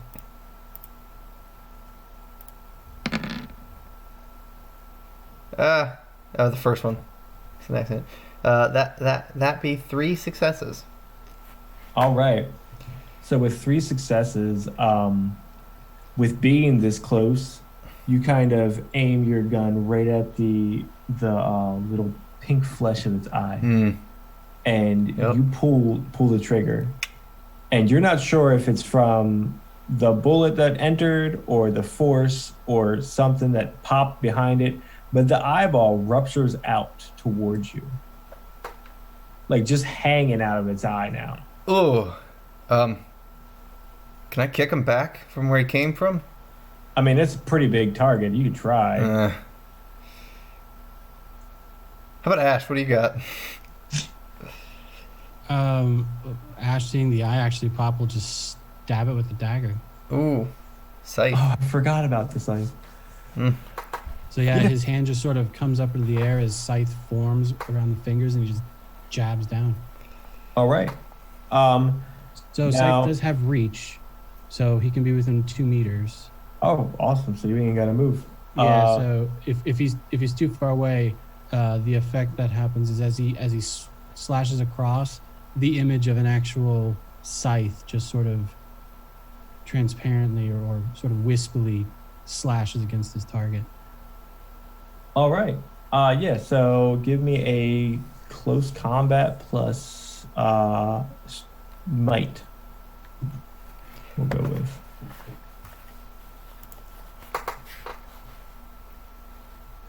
Let's see. I need to do the roll command.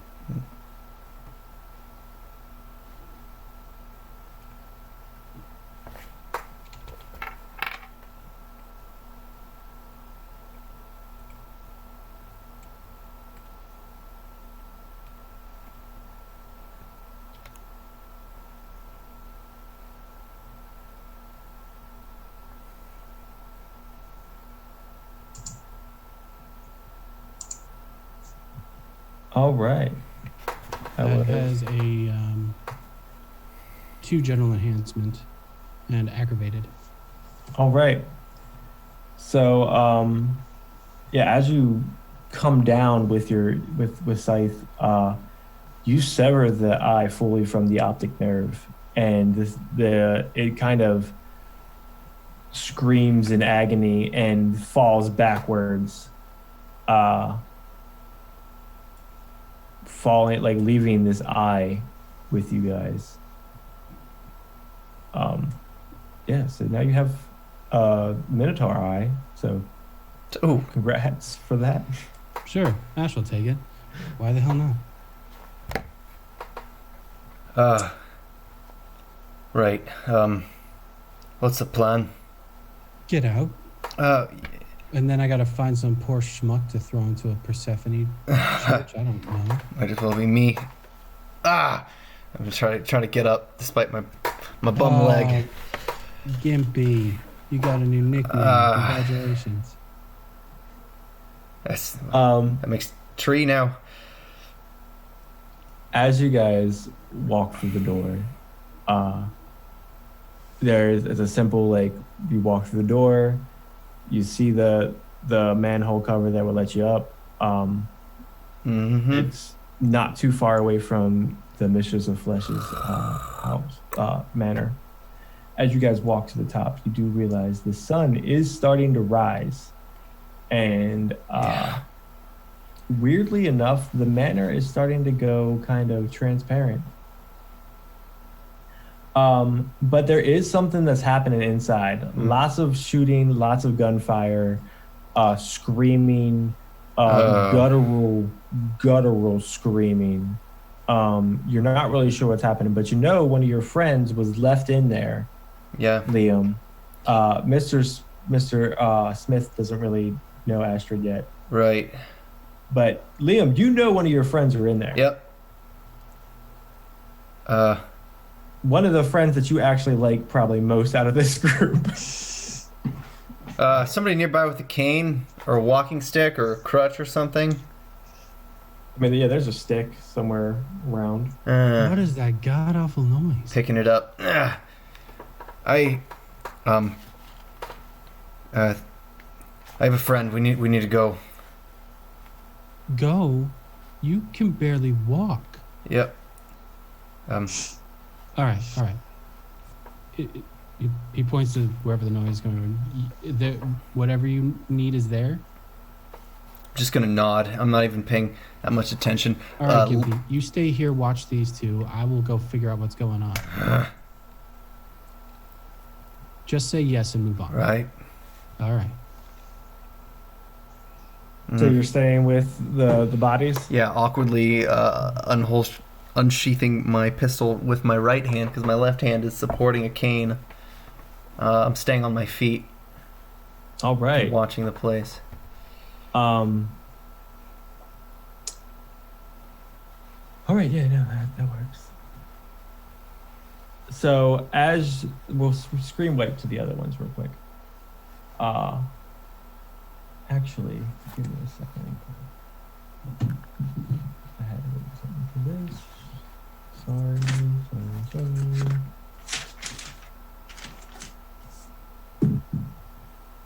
So, as Mr. Smith gets a little bit further away, moving towards the Mistress of Flesh's manor, Liam, the same old man that Astrid had seen earlier, like kind of sneaks up on you. What are you doing here? You need to be in there saving your sister. Yeah, I have no sister, junkie. Get out of here. Look at the both of us. Me to you, I say, you the junkie. You just crawl out of a pile of shit. Yeah, I'll put you there if you don't leave me. Oh, I'll leave you. I'll leave you in four more fucking broken pieces than that. So quit your bitching. Put your good foot down and get your ass in there and handle your sister. So as this guy's talking to you, you do feel a searing pain in your leg. Oh. Right, what am I rolling? You're not rolling anything. You are taking off everything but one bruised as your leg hyper heals back to bruise status. Fully in shock, but not sparing. Does it look like this building's becoming more transparent? Yeah, as Okay. time passes on. So a sense of urgency. Got it. Yeah, so I'll begin by limping with the cane, and then I'll test it, and I'll notice I'm walking, and I'll just chuck it, swap my gun to my left hand. All right. And like as you're walking away, it's like every one of me fucking children is just a fucking ass. Who the fuck are you, Astrid? But then we'll screen swipe to the other two that are still there. You guys are now dealing with a giant, angry Kitsune fox demon.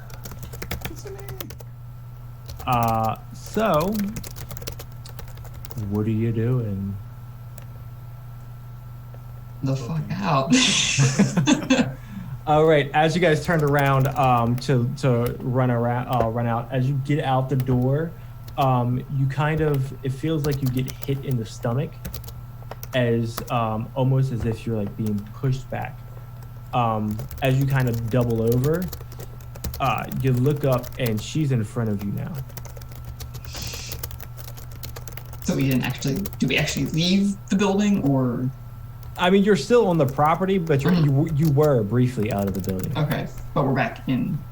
Yeah, you got pushed back in. Okay, and she's in front of us. Mm-hmm. And how big is she, roughly?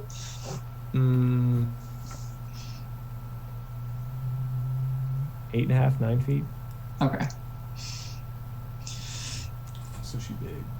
She big, she thick.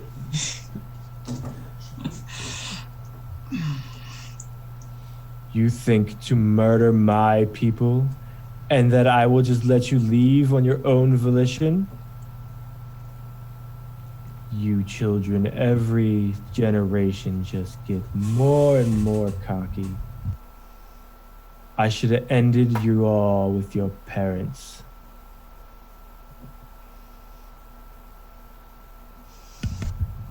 I mean, no. Dirk, the best of you ran down your mother's leg. Yeah, that's accurate. That's accurate. I'll give you that one. I find it hard to believe that you can be so judgmental when you're the one who does all of this. The only reason these slaves are here is because of you. And you would judge me for choosing my life so that I can come back and free all of them. Oh, is that a threat or a promise? That's definitely a promise. Tell me what you see when you look at humanity, when they just are utterly destroying themselves. They all end up here, waiting for salvation. I do nothing but provide an out for those who need it. Humanity will destroy itself in due time. Then let them. Just like you should let us pass. I'm not even supposed to be here today.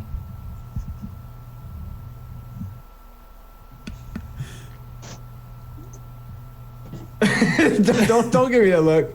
I thought you were saying something else. Nope, that was it. You, Crystal, you got anything to say? I'm gonna shoot her. I don't like her. All right. Yeah. So you're gonna shoot her. I'm gonna shoot her.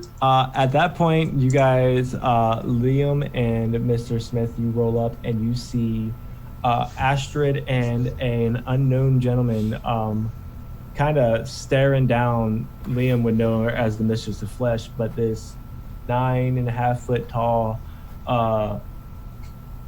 kitsune demon with looks like that she has tails wrapped down her limbs in some kind of armor wrapped around her midsection.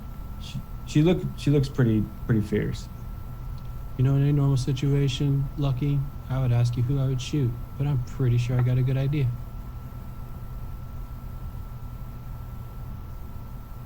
Who's that? It's the little weird guy, right?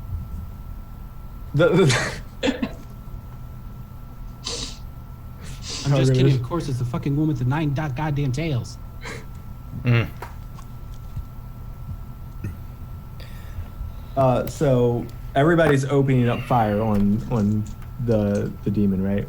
Yeah. Yeah, it's pretty accurate. Yeah. All right. So as you are opening up fire, I'm just to save time, because I know everybody is trying to wrap everything up. As you are opening up fire on her, you know, she looks like it's doing something at first. It does. And eventually you get down to it and you guys are kind of converging on the decimated frame of this fox demon. The sun is starting just to peek up over the horizon and illuminate the landscape. The house is ever so transparent, and Astrid is trying to shoo you guys out. As you guys are making your way towards the exit of the property, the fox demon raises itself up and drops the guise of Kitsune. And under it, you will see a divine beam of white light with a center mass of black swirling liquid dripping down. And they will say, "Look at me, Scions, and know that you look at the goddess Tsukuyomi, and know that you have made an enemy today. I will come for you all, your lineage, your families, your loved ones. They will all be ground to dust beneath my foot. And I will show no mercy to not a one. Count your blessings, children of the gods. For the next time I see you, I will not be so merciful. And tell your friend her hand is mine." And as the sun crests up, kind of just shimmers into nothingness, with that one little black drip from her center mass dripping down into that puddle, it spreads out. Yeah, you run. Fuck. It's not the first time my family's been Whew. threatened today. I just take out the food that I took and I start eating and I start walking towards Astrid and I go, "So, where's my pay?" Technically, you never got me to Astrid. the office I was looking for. So, no. Fair. I'm gonna walk up to Astrid.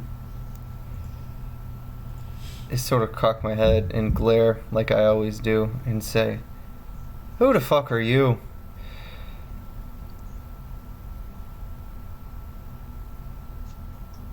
Truly. Hey, Lucky. Not sure I understand the question. Yeah, me, Nate. Forget it.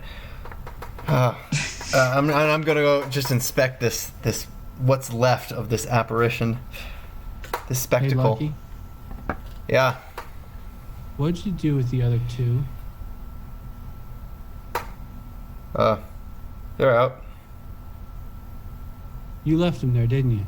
Well, They're not walking. Where are they? Didn't I'm gonna open the door to show them that they haven't gone anywhere. Obviously, Open what door? there's nothing. I can't go back. What door did you leave him behind? Well, no, it's just like we gotta go. I'm gonna just retrace my steps to show them that there's nothing to worry about. I just thought you dropped him on the street. I didn't know you put him in somewhere. No, I didn't. But the street is like right outside the manor, right? We're not in the manor. The manor's gone. Well, fuck, you're right.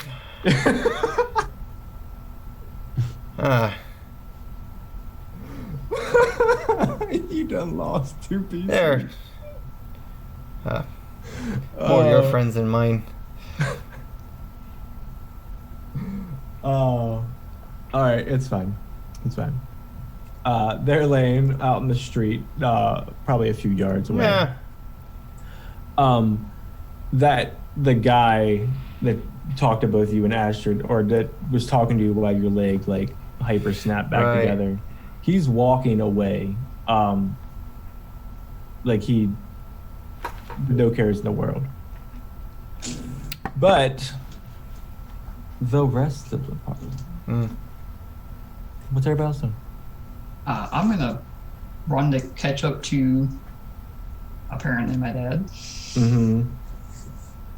It's like, hey, can you stop for a second? I look down like, oh, your shoe's untied. Do you look down? No. Damn. Well, look, I'm not good at the fatherly advice. Just, what the fuck do you want? Explanation? I'm a god. Ooga booga. Does that work? No, not really. What do you mean? So you just pop in, tell me to get out of the place I'm at, and expect me to have no questions? Well, you see, I was there on business when you showed up. You kind of ruined my night. It's not often that us gods get to come down and, fraternize with the human populace. You mean slaves? Yeah, sure. Hmm. Anyway, I'm your pa. You're my daughter. Liam, jury's still out on him, but he is mine. Which makes you two half siblings. So play nice, and I'll visit you some other time when the time is appropriate. And he'll kind of just give you the shrug, Ooga booga. and he'll just like walk off, and he's like,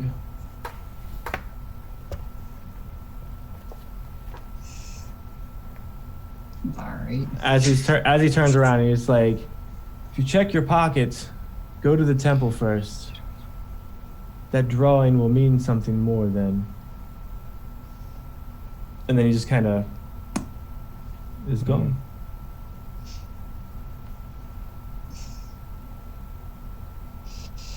But I think we're gonna end it there for tonight. That Minotaur. Yeah. You guys accomplished a whole lot tonight. Yeah, we went to Labyrinth and back. That's... I mean, technically, you rode through Labyrinth the first time through a river of shit. So Got a Minotaur eye out of it. I know, right? Look yeah, at that's that. true.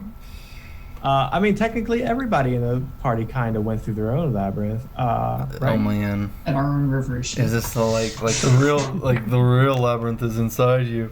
Is that... Oh no, I was talking Oh, about the okay. manor, which was like a cascading maze of rooms. Oh yeah, no, the other one. Yeah, you're right. Way to Not get just- deep and philosophical. Yeah. I thought it was Yeah, just the no. friends we made along the way. Yeah, no, fuck those I like people. Anyway, this was Scion, episode 5. Ooh. I'm gonna go ahead and take us through the cast one more quick time. Say all the outros and everything. Grecko, why don't you go ahead and start us off this time? No. I'm Chris. I played Dirk Diggler, and can I do a self plug real quick? Mm-hmm.